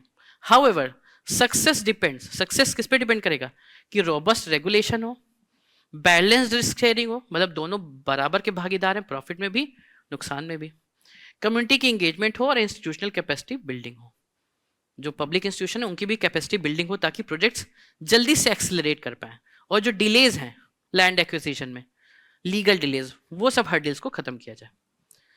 सो that will B conclusion of question number 10। So hopefully आपको सारे वो पॉइंट्स मिलेंगे जो आप अपने आंसर्स में लिख सकते हैं और अपने आंसर्स को इतना बेहतर बना सकते हैं कि एग्जामिनर आपको अच्छे मार्क्स देने पर मजबूर हो जाए। UPPCS आकलन mains test discussion. So in our today's discussion we are going to discuss from question number 11 to question number 20। हम देखेंगे कि इंट्रोडक्शन आपका किस तरीके का होना चाहिए, मेन पार्ट आप कैसे लिख सकते हैं, and how you should end your answer in conclusion. All those things we are going to discuss in detail in our today's session. जो मीडियम होगा डिस्कशन का, that will be both, in both the medium we will be discussing Hindi as well as English. ये दोनों ही माध्यम में हम आज की इस डिस्कशन को स्टार्ट करेंगे। So let's begin our today's discussion. So question number 11 कहता है, analyse the pattern of industrial investment in Uttar Pradesh in recent years. How effective have initiatives like the UP Global Investment Summit been? ठीक है, तो इसके बारे में discussion कर रहा है कि इंडस्ट्रियल इन्वेस्टमेंट किस तरीके का है हमारे उत्तर प्रदेश में। ओके, तो इंट्रोडक्शन में आप इससे रिलेटेड डेटा और फैक्ट्स देंगे, क्योंकि ये एक ऐसा क्वेश्चन है जो इंट्रोडक्शन में डिमांड करता है इन्वेस्टमेंट इन यूपी से रिलेटेड डेटा और फैक्ट्स। ठीक है, तो उत्तर प्रदेश एक मेजर डेस्टिनेशन बना है। अगर आप हाल फिलहाल की चीजों को, घटनाओं को देखेंगे तो उत्तर प्रदेश एक मेजर डेस्टिनेशन बना है इंडस्ट्रियल इन्वेस्टमेंट का, जिससे इंफ्रास्ट्रक्चर डेवलप हो रही है, पॉलिसी रिफॉर्म्स की वजह से इन्वेस्टमेंट बढ़ रहा है, इन्वेस्टर आउटरीच बहुत ज्यादा हो रहा है। उत्तर प्रदेश ग्लोबल इन्वेस्टर समिट एक बहुत ही इंपॉर्टेंट रोल प्ले किया था इन्वेस्टमेंट को अट्रैक्ट करने में, वर्थ ओवर 33.5 लाख करोड़ इन 2023। ठीक है, मैन्युफैक्चरिंग सेक्टर में, रिन्यूएबल एनर्जी में, आईटी में, लॉजिस्टिकल में एक बहुत ज्यादा इंटरेस्ट आ रहा है लोगों का। Okay, especially in the Gautam Buddh Nagar, जो नोएडा के आसपास के जो एरिया है, वहां पे 27% से ज्यादा प्रपोजल इन सभी चीजों के डेवलपमेंट से रिलेटेड है। Okay, so these are the points you need to mention in introduction. अब पैटर्न क्या है, तो सबसे पहले sectoral shift towards sunrise industry. तो अभी हाल फिलहाल में जो उत्तर प्रदेश में जो इन्वेस्टमेंट हुए हैं ना, वो डिफेंस मैन्युफैक्चरिंग में, सेमीकंडक्टर में, रिन्यूएबल एनर्जी में, इलेक्ट्रिक व्हीकल्स में। These are the sunrise industry. Sunrise industry वो इंडस्ट्री होते हैं जिनका आने वाले समय में डिमांड बहुत ज्यादा आता है। सनराइज मतलब क्या, ये वर्ड ही जुड़ा है सनराइज से, तो सनराइज मतलब उगता हुआ सूरज। ठीक है, तो ये इंडस्ट्री जो उगते हुए इंडस्ट्री है, तो आजकल आने वाले समय किस चीज का है, सेमीकंडक्टर का, हाइड्रो कार्बन का। ओके, फिर से इलेक्ट्रिक व्हीकल्स का, लिथियम बैटरीज का, है ना। तो इन सभी ये these are the semiconductor, these are the sunrise industry. Then regional concentration of investment is being done, है ना। वेस्टर्न यूपी में बहुत ज्यादा कंसंट्रेटेड है, गौतम बुद्ध नगर हो गया, गाजियाबाद हो गया, मेरठ हो गया, क्योंकि ये दिल्ली एनसीआर से बहुत ज्यादा कनेक्टेड है। They are the, Noida is a part of Delhi NCR, है ना। तो इसकी वजह से वहां पे इन्वेस्टमेंट जो है और भी ज्यादा हो रहे हैं। Industrial corridor is being developed, जैसे ईस्टर्न डेडिकेटेड फ्रेट कॉरिडोर हो रहा है, दिल्ली मुंबई इंडस्ट्रियल कॉरिडोर हो रहा है। इससे लखनऊ, कानपुर और भी सारे शहरों को डेवलपमेंट करने का एक अच्छा खासा मौका मिल रहा है। So these are the points you need to mention here.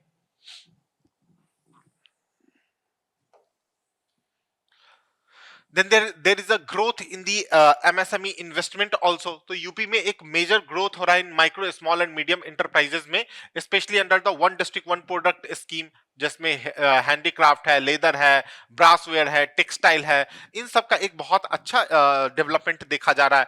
Then increased FDI and NRI participation, तो जैसे इनिशिएटिव जैसे यूपी एनआरआई पॉलिसी 2023 है, and investor outreach through foreign embassies, है ना, उसकी वजह से यूएई से भी इंटरेस्ट बहुत ज्यादा आ रहा है और इन्वेस्टमेंट हो रहा है। Then there is a focus on industrial park and special economic zone, तो special economic zone, textile park जो कि वाराणसी में डेवलप हुआ है, मेडिकल डिवाइस पार्क जो Yamuna expressway industrial development authority region के अंदर आता है, वो सब प्लान्ड है ना। तो ये सब सेक्टर स्पेसिफिक इंफ्रास्ट्रक्चर को डेवलप करेगा।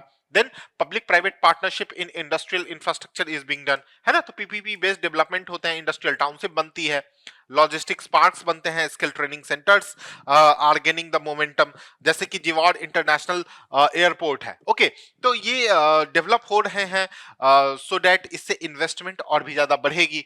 Then domestic capital investment Uttar Pradesh में again is being done through the Adani group, Reliance and Hiranandani, है ना, जिससे ईज, और ये सब इसलिए इन्वेस्ट कर रहे हैं क्योंकि ease of doing business is also increasing in Uttar Pradesh. अब now what is the success of initiatives like UP global summit, तो एमओयू साइन हुए हैं, है ना, हाई प्रोफाइल पार्टिसिपेशन और ग्लोबल रीच बढ़ा है, जिसमें 40 कंट्री से ज्यादा including Japan, South Korea, Netherland, UAE, इन्होंने इंटरेस्ट शो किया है यूपी में आके इन्वेस्ट करने का। इंफ्रास्ट्रक्चर लेड ग्रोथ स्टार्ट हुए हैं, यूनिवर्सिटीज, मेडिकल कॉलेजेस, ये सारे ओपन हुए हैं।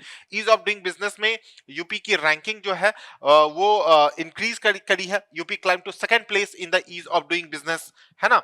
Then promotion of one district and one product and rural enterprises से के थ्रू रूरल एरियाज में भी इन्वेस्टमेंट स्टार्ट हो रहे हैं और वहां के लोगों को एम्प्लॉयमेंट भी मिल रहा है। Okay, so these are the basically the success.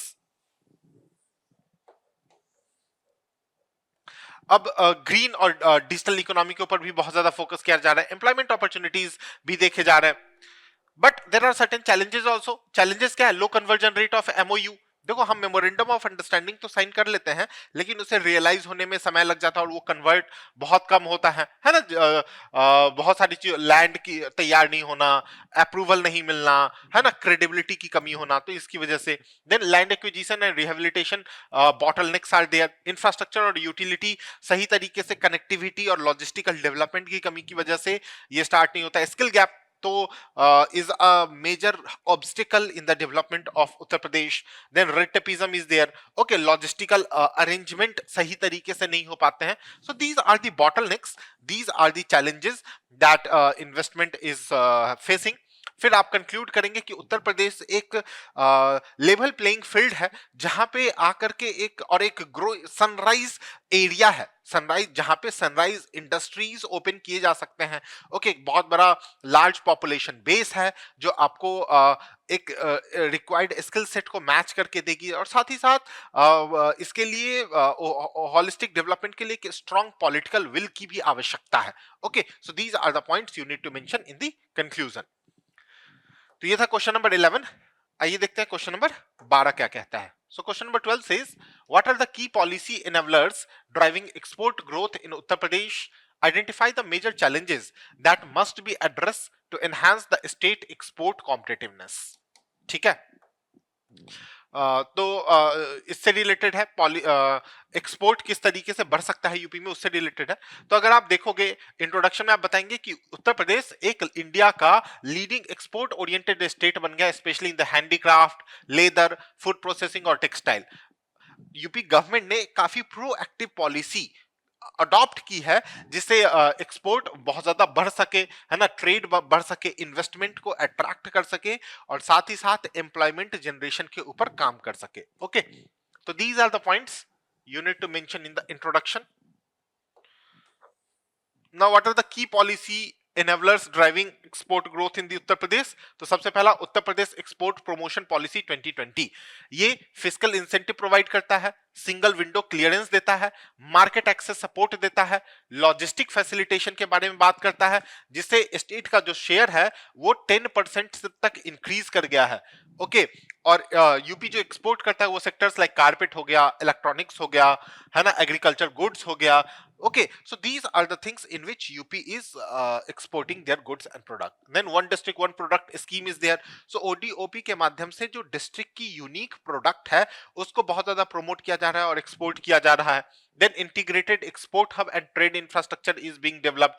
जैसे the establishment of inland container depot Kanpur में, आगरा में, है ना, तो ये सब propose dry ports near Lucknow. Okay, तो ये सब कार्गो के मूवमेंट को बहुत ज्यादा बढ़ाएगा।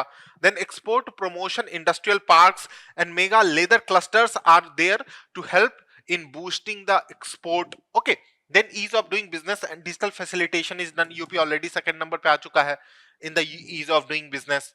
Then skill and capacity building are being done for the export unit. जैसे इसमें अगर आप देखोगे तो Vishwakarma Shram Samman Yojana and skill India mission are there in order to provide the required skill set, है ना। तो जो रिक्वायर्ड स्किल सेट है जो किसी भी इंडस्ट्री के डेवलपमेंट के लिए चाहिए, all those things are being done.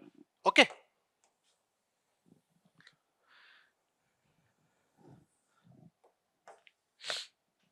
Incentives दिए जा रहे हैं और एमयूज वगैरह सब साइन किए जा रहे हैं for the export, but there are certain challenges also. सबसे बड़ा चैलेंज जो किसी भी बिजनेस के ग्रोथ में हैम्पर करता है, दैट इज द इंफ्रास्ट्रक्चर, है ना। तो इंफ्रास्ट्रक्चर की कमी होना is the major issues. Okay, okay, तो जैसे ईस्टर्न यूपी को अगर आप देखोगे तो कोल्ड स्टोरेज की कमी है, कंटेनर डिपो की कमी है, 4 लेन हाईवे कनेक्टिविटी बहुत पुअर है, लास्ट माइल लॉजिस्टिकल जो कॉस्ट होता है वो बहुत ज्यादा आता है ना। पेरिसेबल गुड्स को मूव करना स्पेशली फ्रॉम वाराणसी, आजमगढ़ और चंदौली से, वो अपने आप में एक बहुत ही टीडियस और भला टास्क है, क्योंकि कनेक्टिविटी बहुत उतनी अच्छी नहीं है। लिमिटेड लोड पोर्ट कनेक्टिविटी है ना। जैसे गुजरात में अगर आप देखोगे, बॉम्बे को अगर आप देखोगे तो वहां पे पोर्ट की कनेक्टिविटी अच्छी है in comparison to the Uttar Pradesh. हालांकि हमारे पास नेशनल वाटर हाईवे 1 है ना, तो हम नदियों के थ्रू तो ले जा सकते हैं, लेकिन फिर वहां से लॉजिस्टिकल कॉस्ट बढ़ जाती है। Okay, then non-tariff barriers and lack of certificate facility is there. Okay, so that is also one of the major challenge.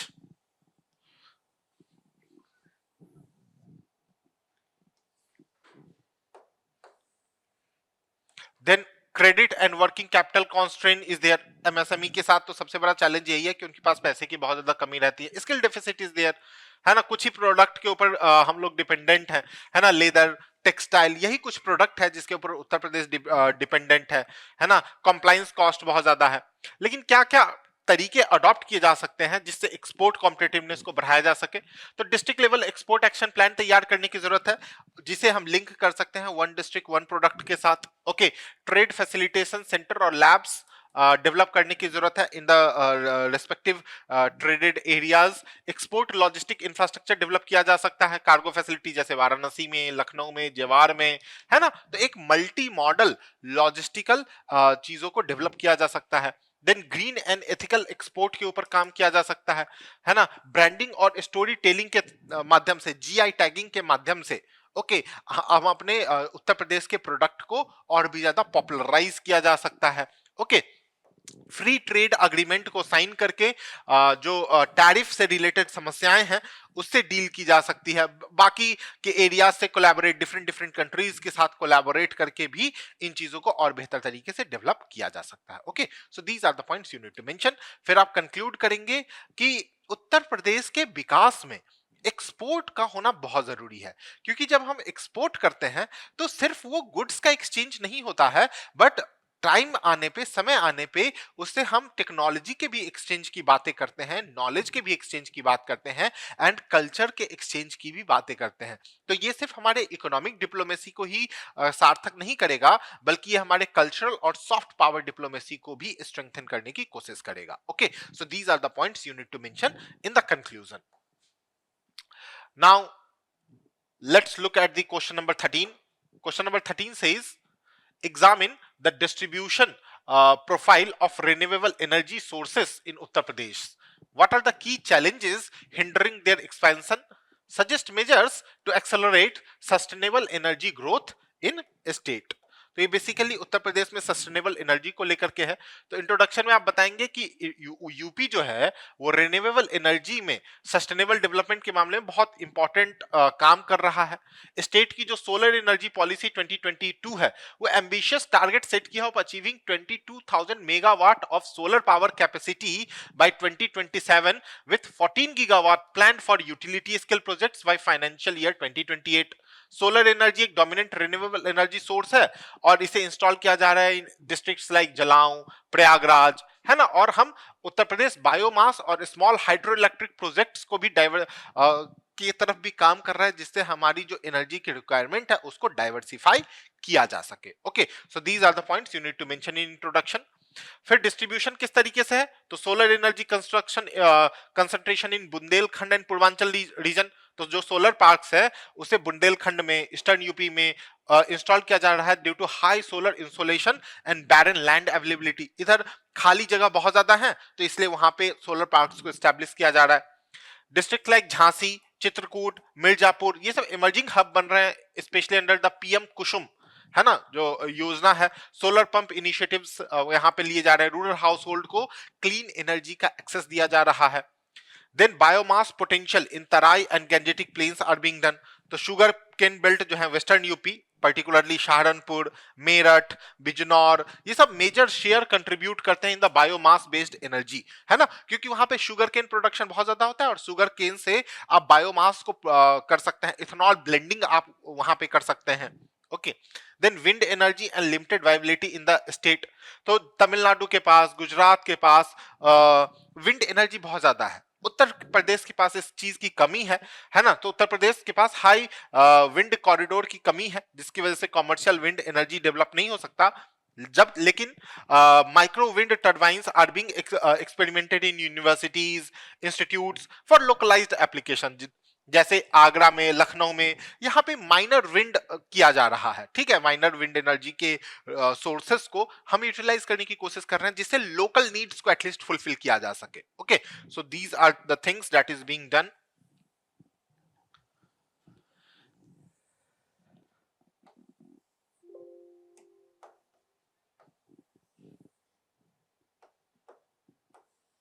Mini and micro hydro projects in Himalayan foothills are being done. Urban rooftop solar in tier 1 city जैसे लखनऊ में, नोएडा में, गाजियाबाद में किया जा रहा है। Waste to energy project in urban zone जैसे कानपुर हो गया, वाराणसी में, वहां पे वेस्ट से एनर्जी को कन्वर्ट किया जा रहा है ना। तो इस of grid renewable system remote areas में डेवलप किया जा रहा है। सोलर लैंटर्न्स हो गया, होम लाइटिंग सिस्टम हो गया, बुंदेलखंड में, सोनभद्र में, इन सब जगहों में डेवलप किया जा रहा है। लेकिन इसके चैलेंजेस भी हैं। सबसे पहला तो कॉस्ट। इन रिन्यूएबल एनर्जी को सेटअप करने में जो सबसे बड़ी समस्या आती है that is the cost. Cost is very high, है ना, सब्सिडीज बहुत डिले होते हैं। देन इंफ्रास्ट्रक्चर की कमी होना, इनएडिक्वेट grid infrastructure and evacuation issues, है ना। बहुत से एनर्जी रिच रीजन जैसे कि बुंदेलखंड, इनके पास ग्रिड इंफ्रास्ट्रक्चर की कमी नहीं है फॉर एनर्जी इवैक्यूएशन, है ना। So that is one of the thing. Then weak implementation of net metering policy. तो पॉलिसी प्रोविजन तो है कि रूफटॉप सोलर लेकर के आएंगे, लेकिन प्रॉपर अप्रूवल नहीं मिलता, डॉक्यूमेंटेशन की कमी होती है, टेक्निकल गाइडेंस की कमी होती है।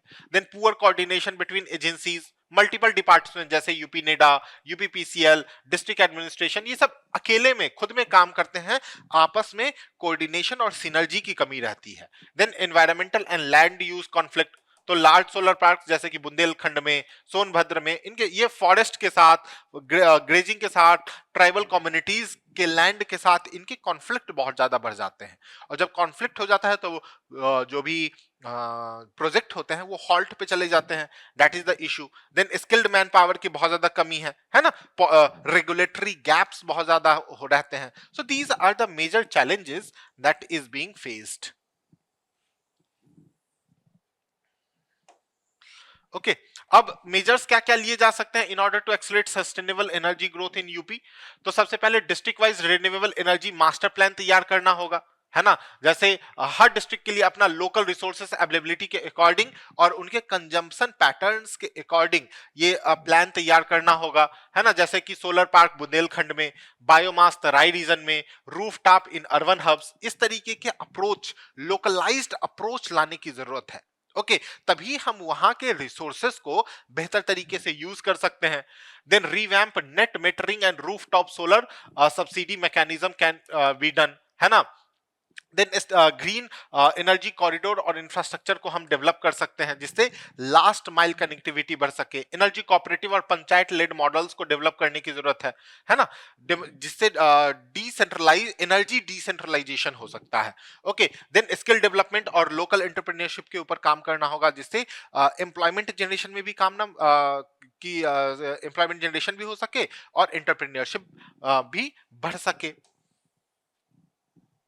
उसके लिए सब्सिडी, प्रॉपर सब्सिडी देने की जरूरत है। Okay, waste to energy biomass cluster को के ऊपर काम कर सकते हैं और रिस्क मैनेजमेंट और क्रेडिट फैसिलिटी के थ्रू इसमें इन्वेस्टमेंट को इंक्रीज कर सकते हैं। So these are the steps that can be done. Okay, then Uttar Pradesh conclude आप करेंगे कि उत्तर प्रदेश के बाद नेचुरल पोटेंशियल है, डेमोग्राफिक डिविडेंड है, ये वो प्रॉपर झील है और प्रॉपर एरिया है फॉर द इन्वेस्टमेंट। ओके, तो सारी चीजें प्लेटर में है। Now it is high time to implement these things in a proper way और उसके लिए स्ट्रॉन्ग पॉलिटिकल विल की रिक्वायरमेंट है, political will and bureaucratic work की। Okay, so these are the points you need to mention in the conclusion. So this is what question number 13. आइए देखते हैं question number 14 क्या कहता है। Question number 14 says examine the role of public finance in Uttar Pradesh economic development, identify key fiscal challenges and suggest measures to ensure long term financial sustainability. Okay, तो ये public finance से related बातें कह रहा है।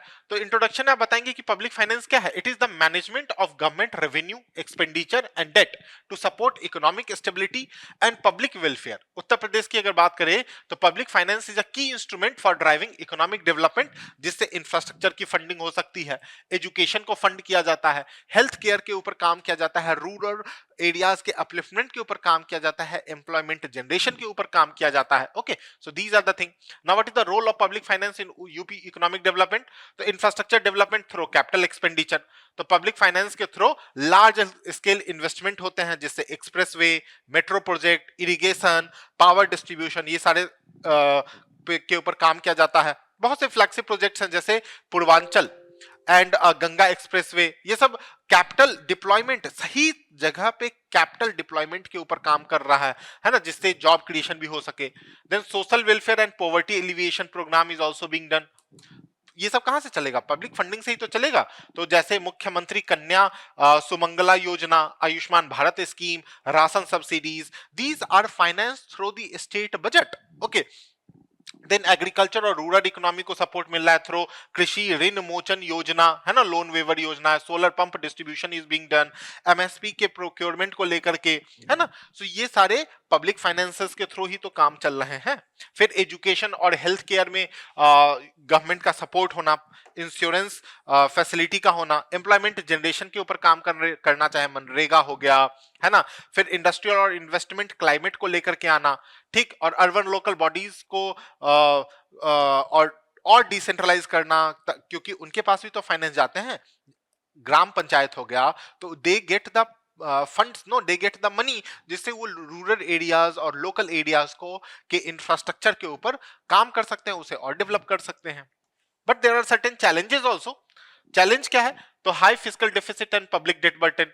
UP के अगर आप देखोगे तो UP have operated near the 3% fiscal deficit target, है ना. However, growing committed expenditure, especially salary, pension, interest, ये सब और भी ज्यादा लाइबिलिटीज को बढ़ाता है. Rising debt to GDP ratio constrain future spending. अगर हमारे एक्सपेंडिचर बहुत हाई होंगे और इनकम बहुत कम होगा तो obviously it is going to be a debt trap for us. Okay, then low tax buoyancy and own revenue shortfall.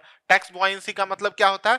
मतलब हमारे पास इनकम कम आ रही है जिसकी वजह से हम टैक्स बहुत कम पे करते हैं लेकिन हमारे खर्चे बहुत ज्यादा हैं. ओके, यूपी का इकोनॉमिक साइज तो बहुत बड़ा है लेकिन उसके कंपैरिजन में उतने टैक्स नहीं आ रहे हैं, उतने पैसे नहीं आ रहे हैं. Okay, then high dependence on central transfer. 50 to 60% का जो यूपी बजट है is funded through the central devolution और सेंट्रली स्पॉन्सर्ड स्कीम. ठीक, तो दैट इज अगर आप कंपैरिजन करेंगे तमिलनाडु से महाराष्ट्र में तो उनका अपना बजट हाई है, उनके पास उनके खुद के पैसे हाई हैं बट यूपी के पास कम है. Then low capital expenditure ratio.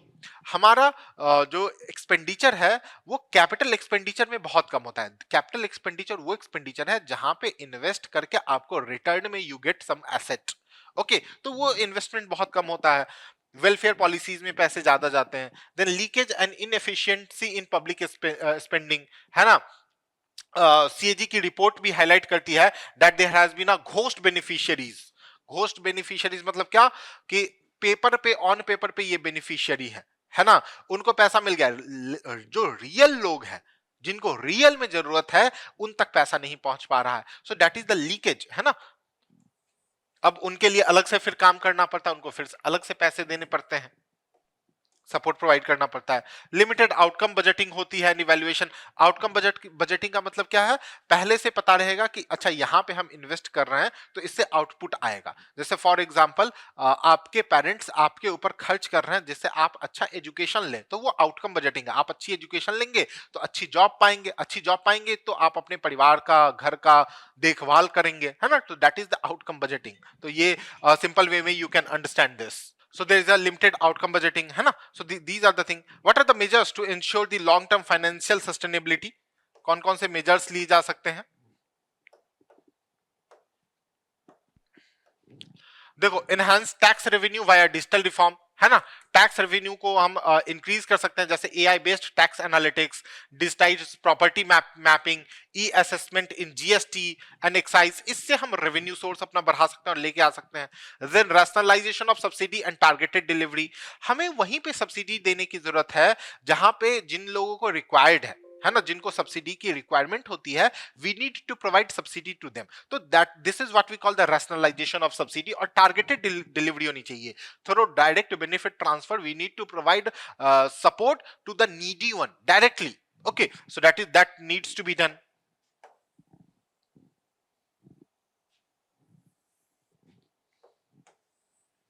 Then institutionalizing medium term fiscal framework, है ना. तो UP should adopt a 3 to 5 year rolling fiscal strategy जिसमें हम रेवेन्यू डेफिसिट को कम करने की बात कर सकते हैं, कैपिटल एक्सपेंडिचर के ऊपर काम कर सकते हैं, है ना, फिस्कल डिसिप्लिन लेकर के आ सकते हैं जिससे रिसोर्सेस की प्रेडिक्टेबिलिटी हो सके और सही यूटिलाइजेशन हो सके.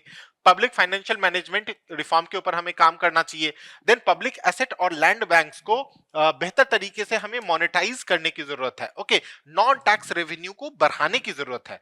Then debt management and interest rationalisation के ऊपर काम करना चाहिए. तो UP should explore the restructuring high cost debt, switching from short term to long term maturity bonds के ऊपर हम जा सकते हैं जिससे हमारी इनकम और बढ़ सकती है. कोऑपरेटिव फेडरलिज्म और फिस्कल इनोवेशन के साथ हम की तरफ हमें काम करना चाहिए. नीति आयोग के साथ मिल करके हम कोऑपरेटिव फेडरलिज्म में काम कर सकते हैं, है ना. दूसरे स्टेट्स के साथ मिलकर के हम डेवलप कर सकते हैं जैसे Tamil Nadu, Maharashtra, they are the champion in business development. Gujarat, they are the champion, है ना. तो उनके साथ मिलकर के हम काम कर सकते हैं, right. So these are the things that needs to be done.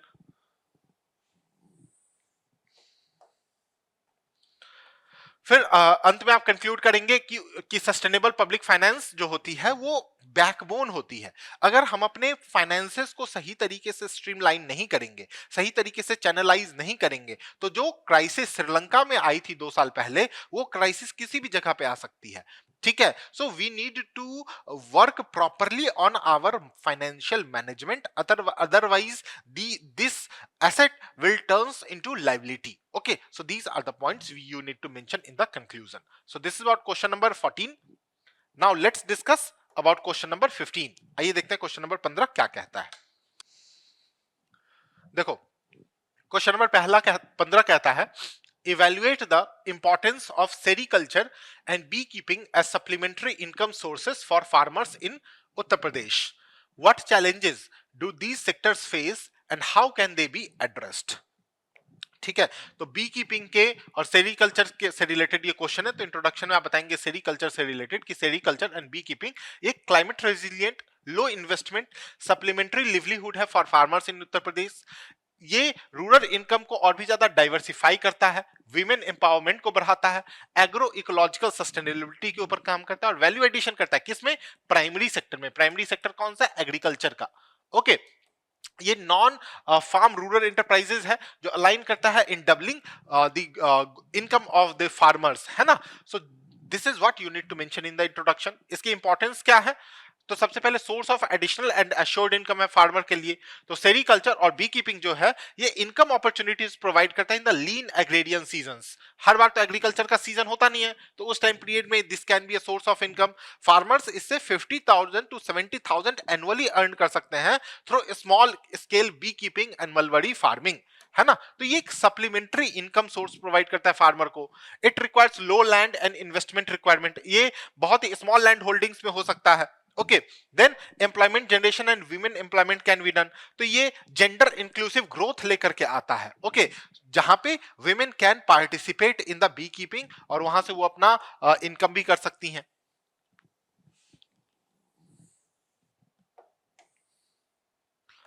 ये हॉर्टिकल्चर और पॉलिनेशन सर्विसेज को ये बहुत ज्यादा इंक्रीज करता है। तो beekeeping enhances the crop yield by the 30% through improved pollination, specially in crops like mustard, litchi, guava in districts like Saharanpur, Muzaffarnagar, है ना, जो वैल्यू चेन क्रिएट करेगा फॉर द हॉर्टिकल्चर क्रॉप्स और फूड सिक्योरिटी और biodiversity के ऊपर भी काम करेगा। एक्सपोर्ट पोटेंशियल है इसका और वैल्यू एडिशन हो सकता है। Honey is very demanding. Honey की डिमांड बहुत सारे कंट्रीज में है, यूएसए में, यूएई में, यूरोपियन कंट्रीज में, है ना। और ये सब हाई ग्रॉस वैल्यू एडिशन को लेकर के आता है। Then integration with the government schemes and corporate social responsibility. तो स्कीम्स लाइक हनी मिशन, है ना, KVIC and integrated sericulture development projects ने एक प्रॉपर ट्रेनिंग भी प्रोवाइड किया और मार्केट के साथ लिंकेज भी देता है, जिससे और भी डेवलपमेंट होते हैं।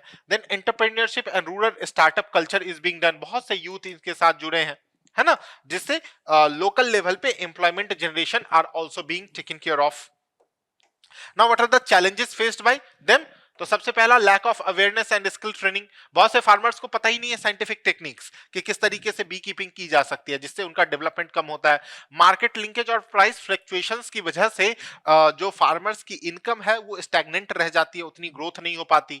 Then pest attack and disease outbreaks, बहुत जैसे सिल्क वॉर्म डिजीज हो गया, लाइक पेब्रिन, मस्कार्डिन और बी कॉलोनी कोलैप्स, इस पेस्टिसाइड्स की वजह से और क्लाइमेट वेरिएशंस की वजह से बहुत ज्यादा लॉस हो जाता है फार्मर्स को। इंफ्रास्ट्रक्चर और कोल्ड चेन की कमी बहुत ज्यादा है। क्रेडिट और इंस्टीट्यूशनल सपोर्ट बहुत कम मिलता है फार्मर्स को, जिसकी वजह से उन्हें ये जो ग्रोथ है, ये जो ग्रोथ प्रॉस्पेक्ट है, ये ग्रोथ प्रॉस्पेक्ट सही तरीके से यूटिलाइज नहीं हो पाता। एनवायरमेंटल और पेस्टिसाइड हैजार्ड्स भी रहते हैं। Now what are the measures needed to strengthen the sericulture? तो सबसे पहला स्किल ट्रेनिंग और एक्सटेंशन आउटरीच प्रोग्राम होना चाहिए, है ना। कृषि विज्ञान केंद्र के साथ आप कोलैबोरेट कर सकते हैं। NGO, farmer produce organisation, they can come together and create awareness. Then create producer collectives and FPOs for farmer produce organisation, self help group, ये सब हनी और सिल्क को लेकर के काम कर सकते हैं। Then infrastructure and value chain development needs to be done. Special zone बन सकते हैं for agro processing clusters for honey silk in districts like Maharajganj, Rampur, Amroha, है ना। Then financial inclusion and risk mitigation needs to be done. NABARD should come forward to provide the financial assistance. Then market linkage and e-commerce promotion can be done, है ना। GeM हो गया, ई नाम हो गया, इसके थ्रू मार्केट से connectivity बढ़ाई जा सकती है। Okay, research, R&D, research and development needs to be done. तो जो एग्रेडियन यूनिवर्सिटीज है वहां पे इससे रिलेटेड रिसर्च करवाए जा सकते हैं, पॉलिसी में सपोर्ट प्रोवाइड किया जा सकता है, right. So these are the things needs to be done. फिर आपको कंक्लूड करना है कि जो सेरिकल्चर और बी कीपिंग है ये एक अल्टरनेट सोर्स ऑफ इनकम है फार्मर्स का, और ये एक इंपॉर्टेंट सोर्स है for the women empowerment. Okay, तो जिन स्मॉल मार्जिनल फार्मर्स के पास लैंड की कमी है, वो यहाँ पे ये एक अपना अच्छा इंपॉर्टेंट सोर्स ऑफ एवेन्यूज ढूंढ सकते हैं, जिससे फार्मर्स की जो इनकम है वो सिग्निफिकेंटली ग्रो कर सकती है। Okay, so these are the points you need to mention in the conclusion. So this is about question number 15. Now let's discuss question number 16. Question number 16 says, examine the role of a major canal system in agriculture development in Uttar Pradesh. What are the key challenges associated with their operational and management? कि canal system से related क्या challenges हैं और किस तरीके का development है। तो इंट्रोडक्शन में आपको कैनाल इरिगेशन के बारे में बताना है कि ये बहुत इंपॉर्टेंट और फाउंडेशनल रोल प्ले किया है in the agriculture landscape of Uttar Pradesh, है ना, जहां पे कैनाल नेटवर्क है वो मेजर रिवर्स जैसे कि गंगा, यमुना, घाघरा इसके थ्रू जुड़ता है और एग्रीकल्चर को सपोर्ट करता है, क्रॉप डाइवर्सिटी को बढ़ाता है, लेकिन इसके इंफ्रास्ट्रक्चर काफी आउटडेटेड है जिसके ऊपर काम करने की जरूरत है। Now what is the role of major canal system in agriculture? तो सबसे पहला assured irrigation source of food crop. अब इरिगेशन इंडिया में अभी भी कैनाल इरिगेशन के थ्रू बहुत अच्छे तरीके से होता है। तो canals like upper Ganga canal, Sharda canal, eastern Yamuna canal, ये इरिगेशन को काफी प्रोवाइड करता है up to 30% of UP's net sown area, है ना। So this is the thing, इससे हमारी मॉनसून के ऊपर डिपेंडेंसी कम हुई, क्रॉपिंग पैटर्न बेहतर हुआ, फूड सिक्योरिटी बढ़ी, specially in districts like Meerut, Saharanpur, Lucknow, है ना। इन सब एरियाज में फूड सिक्योरिटी भी काफी हद तक डेवलप होती है, मतलब इंक्रीज करती है।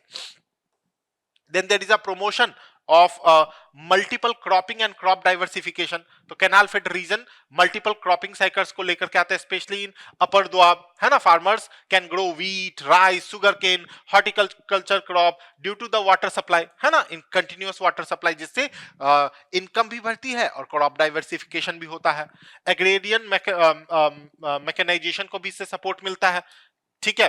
Then employment generation, obviously if the agriculture is growing, employment generation will take place, है ना। वाटर डिस्ट्रीब्यूशन अगर अच्छा होगा तो एग्रीकल्चर एक्सपोर्ट और प्रोक्योरमेंट अच्छे तरीके से होगा, जैसे canal fed district contribute significantly to the Food Corporation of India wheat procurement, sugar cane industry, है ना, जिससे यूपी की जो शुगर केन प्रोडक्शन है वो और भी ज्यादा इंक्रीज होती है।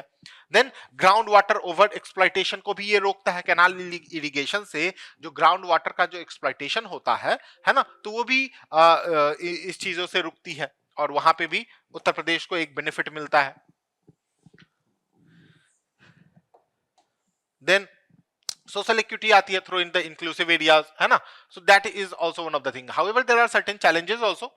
चैलेंज में सबसे बड़ा इंफ्रास्ट्रक्चर और पुअर मेंटेनेंस की कमी, जहां पे आउटडेटेड रेगुलेटरी जो रेगुलेटर्स हैं वो वाटर फ्लो की एफिशिएंसी को बहुत खराब करते हैं, जैसे लोअर गंगा कैनाल, यहाँ पे फ्रीक्वेंट रिपेयर डिलेज होता है जिसकी वजह से इरिगेशन रिलायबिलिटी है बहुत कम है।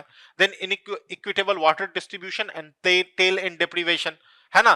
तो head reach farmers often overdraw water, जिनके पास एक्सेसिबिलिटी वो पानी को पहले ही लेते हैं, जिससे टेल एंड विलेजेस होते हैं उन तक नहीं पहुंचता है। अगर मान लो नदी यहां से निकल, यहाँ पे एक्सेसिबिलिटी है और यहाँ पे पड़ने वाले रिवर विलेज है, तो इनको पहले बेनिफिट मिलता है और यहाँ पे जो विलेज है इनको उतना बेनिफिट नहीं मिल पाता है, right. So that is the challenge.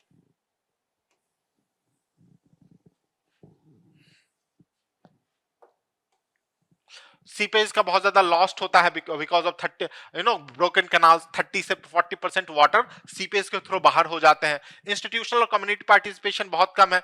Water logging और soil salinity specially in Raebareli, Hardoi, यहाँ पे अनरेगुलेटेड कैनाल की वजह से वाटर लॉगिंग की समस्या बहुत ज्यादा होती है। Then again corruption and water leakage in water distribution is also there because of unauthorised access. Then digital monitoring और फ्लो ऑटोमेशन बहुत कम होता है।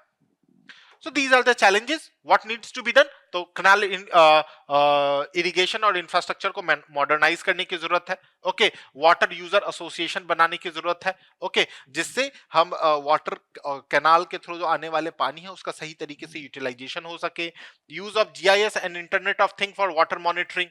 ओके, जीआईएस को इंस्टॉल करके और आईओटी के थ्रू सेंसराइज्ड वे में हम इन कैनाल्स के वाटर को यूज कर सकते हैं। इक्वल डिस्ट्रीब्यूशन होना चाहिए to tail end priority also, है ना। ग्राउंड वाटर और कैनाल वाटर का सही तरीके से मिक्सर होना चाहिए और सही तरीके से यूटिलिटी और यूज होना चाहिए। क्रॉप प्लानिंग भी हमें बेहतर तरीके से करने की जरूरत है। ओके, जो वाटरलेस बजटरी प्रायोरिटाइज करने की जरूरत है थ्रू द एनपीपीपी मॉडल में भी कैनाल इरिगेशन को डेवलप किया जा सकता है और उसके लिए काम किया जा सकता है। So these are the points you need to mention. फिर कंक्लूजन में लिखना है कि कैनाल इरिगेशन जो है ये एक इंपॉर्टेंट एस्पेक्ट है उत्तर प्रदेश का, however it is ignored. UP के पास एक नेचुरल एडवांटेज है इन द कैनाल इरिगेशन में, एंड दो that natural advantage should be tapped, okay, and it should be used effectively. Okay, so these are the points you need to mention in the conclusion. So this is about question number 16. आइए देखते हैं question number 17 क्या कहता है। Question number 17 says agricultural extension services are instrumental in advancing sustainable agriculture in Uttar Pradesh. Analyze. तो agriculture extension service जो है वो काफी इंपॉर्टेंट है सस्टेनेबल एग्रीकल्चर उत्तर प्रदेश के मामले में। ओके, उसी के बारे में ये एनालाइज करने के लिए कहते हैं। तो इंट्रोडक्शन में आप एग्रीकल्चर एक्सटेंशन के बारे में बताएंगे कि ये क्या है। It is the structured dissemination of knowledge, technology and best practices from research institution to farmers, जिससे इनकी प्रोडक्टिविटी, सस्टेनेबिलिटी और रूरल लिवलीहुड को बढ़ाया जा सकता है। ओके, उत्तर प्रदेश की अगर बात करें तो agriculture support 60% of the population. तो extension services can play a crucial role in promoting the sustainable farming, है ना। So this is what that needs to be written in the introduction.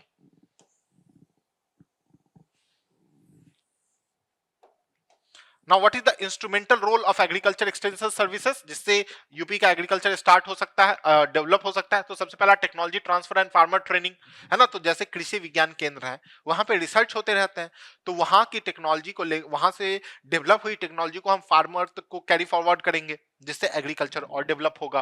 Then integrated pest and nutrient management needs to be done. तो agriculture extension workers play a key role in promoting eco friendly practices like integrated pest management and soil health card, जो over use of pesticides को और fertiliser को कम करता है और soil की biodiversity को मेंटेन करता है।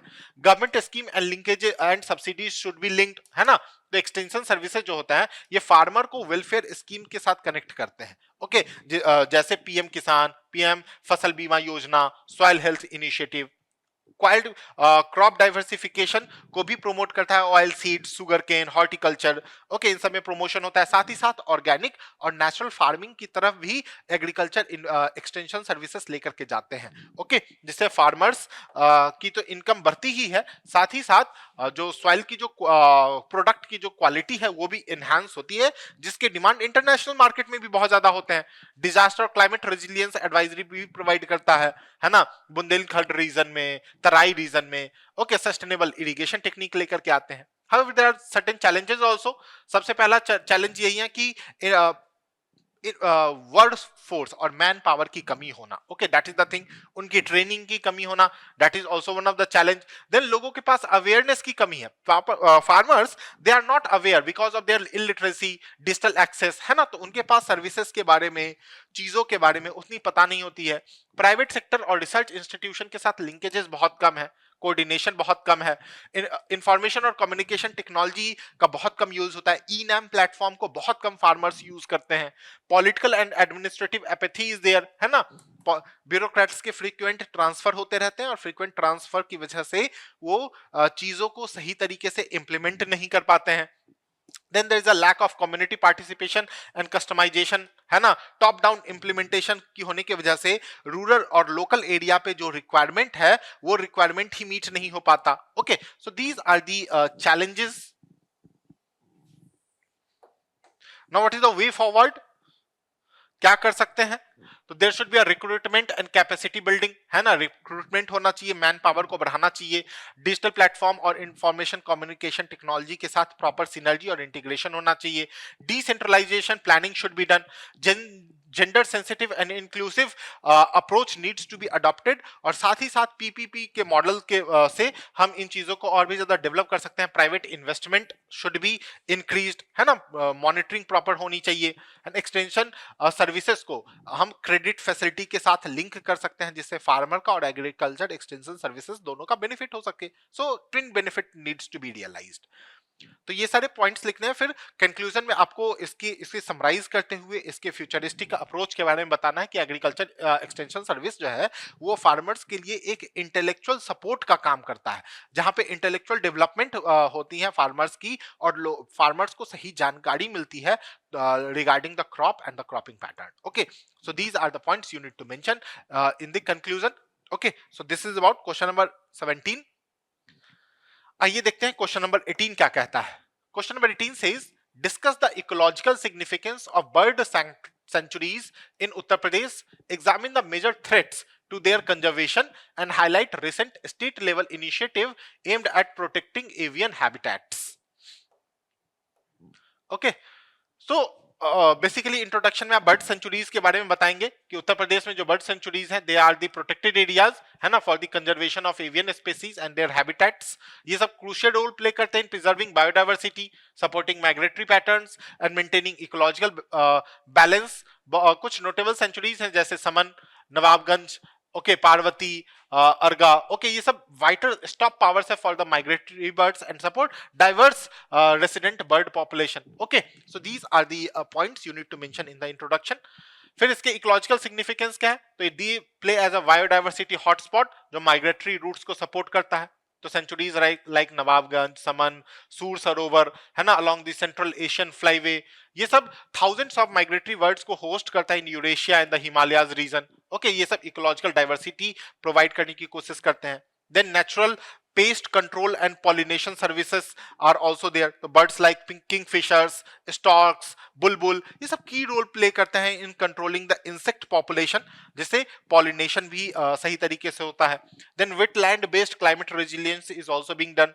तो वेटलैंड सेंचुरी जैसे कि Samaspur, Lakh Bahosi, they act as a carbon sink and water buffer also, है ना.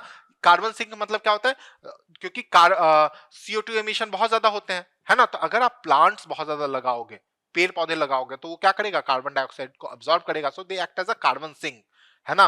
Water absorb work as a carbon sink. Okay, तो they also act as a carbon sink basically.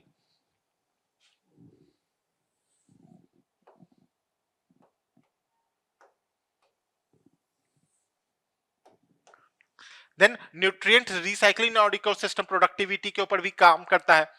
They work as a habitat for endangered and rare species. तो centuries in the state harbor critically endangered species such as Sarus crane, Indian skimmer, black-necked stork, है ना. तो इससे इनकी जो rare species हैं उनको endanger होने से भी बचाया जाता है.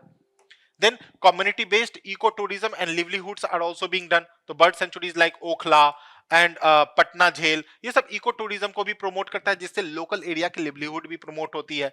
Environmental education and citizen science को भी प्रमोट किया जाता है. तो सेंचुरीज जो है ओपन एयर क्लासरूम है ना, for the children, researchers, senior citizens, है ना, सभी के लिए जिनको एनवायरमेंट के बारे में बहुत सारी जानकारियां मिलती है. Now what are the major threats for the conservation of bird sanctuaries in the Uttar Pradesh. तो सबसे पहला wetland encroachment and urbanization pressure, है ना. अब देखो सबसे बड़ा पॉपुलेशन बढ़ रहा है, तो पॉपुलेशन बढ़ने के साथ साथ ओपन एरिया की डिमांड है जिसमें लोग रह सकें. तो उसके लिए लैंड कहां से आएगा, लैंड तो लिमिटेड है, land is a limited resource, है ना. तो यहाँ पे जो सेंचुरीज है वहां पे बिल्डिंग्स और इंफ्रास्ट्रक्चर को डेवलप किया जाता है जिसके लिए उनको थ्रेट है. जैसे Okhla sanctuary near Delhi NCR, ये सीवियर इंक्रोचमेंट को फेस करना पड़ा इसे. Then pollution from the industrial and domestic waste, सबसे पहले they become a dumping ground, okay, for the waste. Then hydrological alteration and water divergence are being done. तो unregulated construction की वजह से जो water है वो सेंचुरीज के बजाय घरों में पहुंचाए जाते हैं, तो वाटर को डाइवर्सिफाई किया जाता है. Then poaching and illegal bird trade is being done. Despite the protective laws, poaching is still practiced. Invasive species and habitat degradation is there, है ना. कई बार invasive species की वजह से भी जो इकोलॉजी है उसको नुकसान पहुंचती है. Okay, then climate change is again a major issue. Okay, और low awareness people के लोगों के पास भी अवेयरनेस की कमी है इन चीजों को लेकर के। Now what is the state level initiative for the avian habitat protection? तो सबसे पहला inclusion in the Ramsar wetland site. तो उत्तर प्रदेश के पास अब 10 डेजिग्नेटेड रामसर साइट्स हैं एज ऑफ 2023, जैसे कि संडी, पार्वती, अर्गा, है ना, जो फंडिंग को और भी ज्यादा बढ़ाता है। Then UP wetland authority and state wetland portal is there. तो उत्तर प्रदेश ने वेटलैंड अथॉरिटी लेकर के आई, जो गवर्नेंस और इंटर डिपार्टमेंटल कोऑर्डिनेशन को ऊपर काम करता है। देन बर्ड फेस्टिवल के थ्रू सिटीजन को कनेक्ट किया जाता है। Okay, then UP bird festival launch by the forest department to create the awareness, photography contest and local participation. इससे एवियन डाइवर्सिटी भी इंक्रीज होती है और लोगों के बीच में अवेयरनेस भी क्रिएट होता है। Then eco-sensitive zones notification are also being done, है ना, eco-sensitive zone notifications भी आ रहे हैं। बर्ड सेंचुरी जो है वो नोटिफाई करती है as eco-sensitive zone under the environmental protection act 1986, जिससे जो इंडस्ट्रियल माइनिंग को प्रमोट करेगा और जो पॉल्यूशन होता है वो कम होता है। Then state biodiversity board and people biodiversity registers are being developed. Okay, satellite based wetland monitoring भी की जा रही है उत्तर प्रदेश GIS और सैटेलाइट इमेजरी के माध्यम से NRCC और इसरो के साथ कोऑर्डिनेट करके जो इलीगल इंक्रोचमेंट हो रहे हैं उसको भी ट्रैक किया जाता है। Then Miyawaki plantation and native tree drives is being, Miyawaki techniques क्या, अर्बन एरियाज में ट्री लगाना, है ना, प्लांटेशन करना, जिससे इकोसिस्टम को और बूस्ट किया जा सकता है। So that is being done. So ये सारे पॉइंट्स लिखेंगे, फिर आप कंक्लूड करेंगे कि बर्ड सेंचुरी जो है उत्तर प्रदेश में they are the integral in order to maintain the biodiversity, ecological balance and sustainable development, है ना। जो पॉलिसी है वो प्रॉमिस और लॉन्ग टर्म कंजर्वेशन के ऊपर काम कर रहे हैं, जिससे साइंटिफिक हैबिटेट रीस्टोर हो सकता है, क्लाइमेट एडेप्टेशन के ऊपर काम किया जा रहा है, okay, for their better protection. So these are the points you need to mention in the conclusion.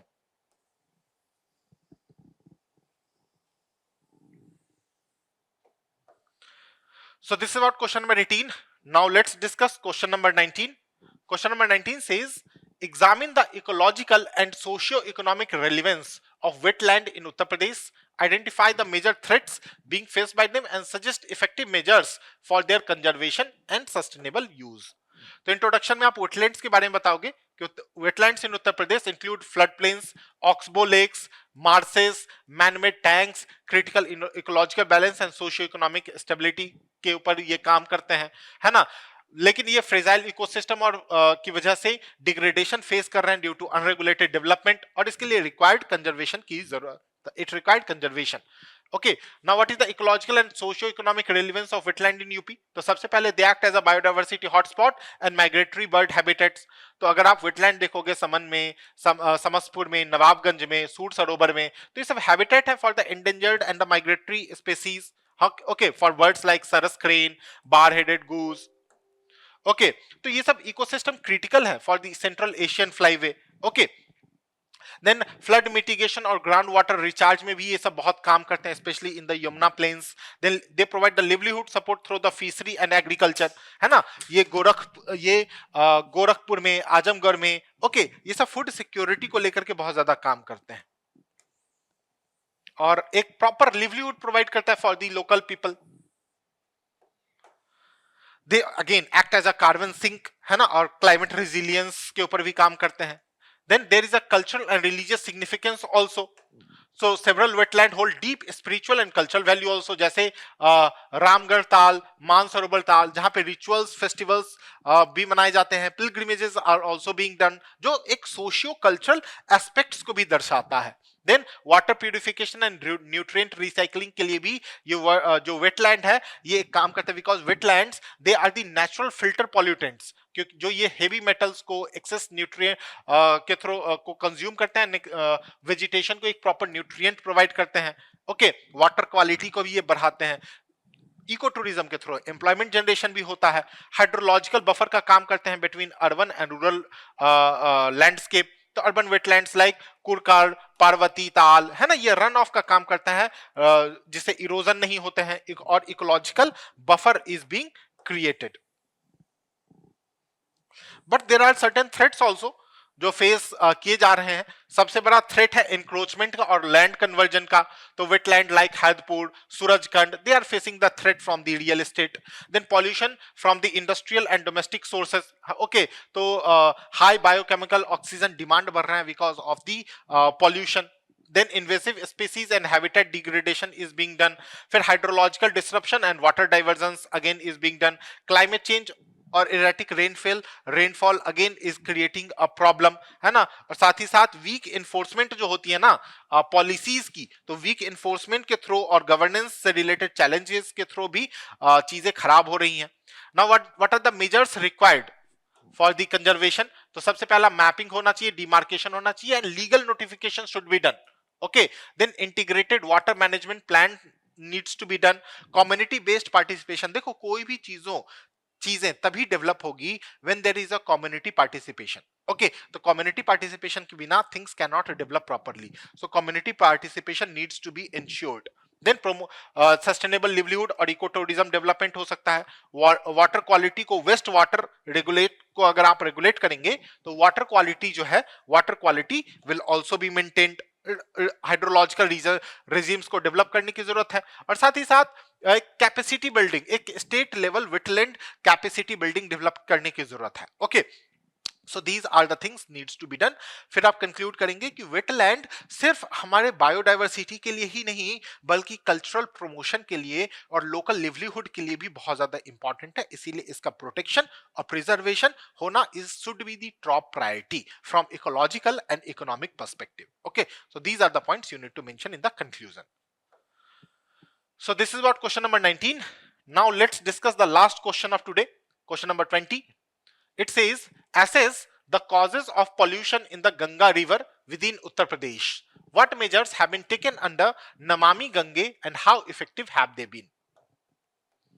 तो गंगा रिवर पॉल्यूशन के बारे में बात कर रहा है। तो गंगा रिवर अगर आप देखोगे तो it is the lifeline of Uttar Pradesh, जो मिलियंस को सपोर्ट करता है थ्रू एग्रीकल्चर, इंडस्ट्री, कल्चर, है ना। लेकिन ये बहुत ज्यादा पॉल्यूशन को फेस कर रहा है because of urbanization, industrial discharge, untreated sewage, है ना। और नमामि गंगे प्रोग्राम जो है 2014 में इसे लॉन्च किया गया था as a comprehensive river rejuvenation initiative, जो इकोलॉजी को स्टोर करेगा, स्पिरिचुअल सैंक्टिटी जो है गंगा की, वो स्पिरिचुअल सैंक्टिटी को मेंटेन करेगा।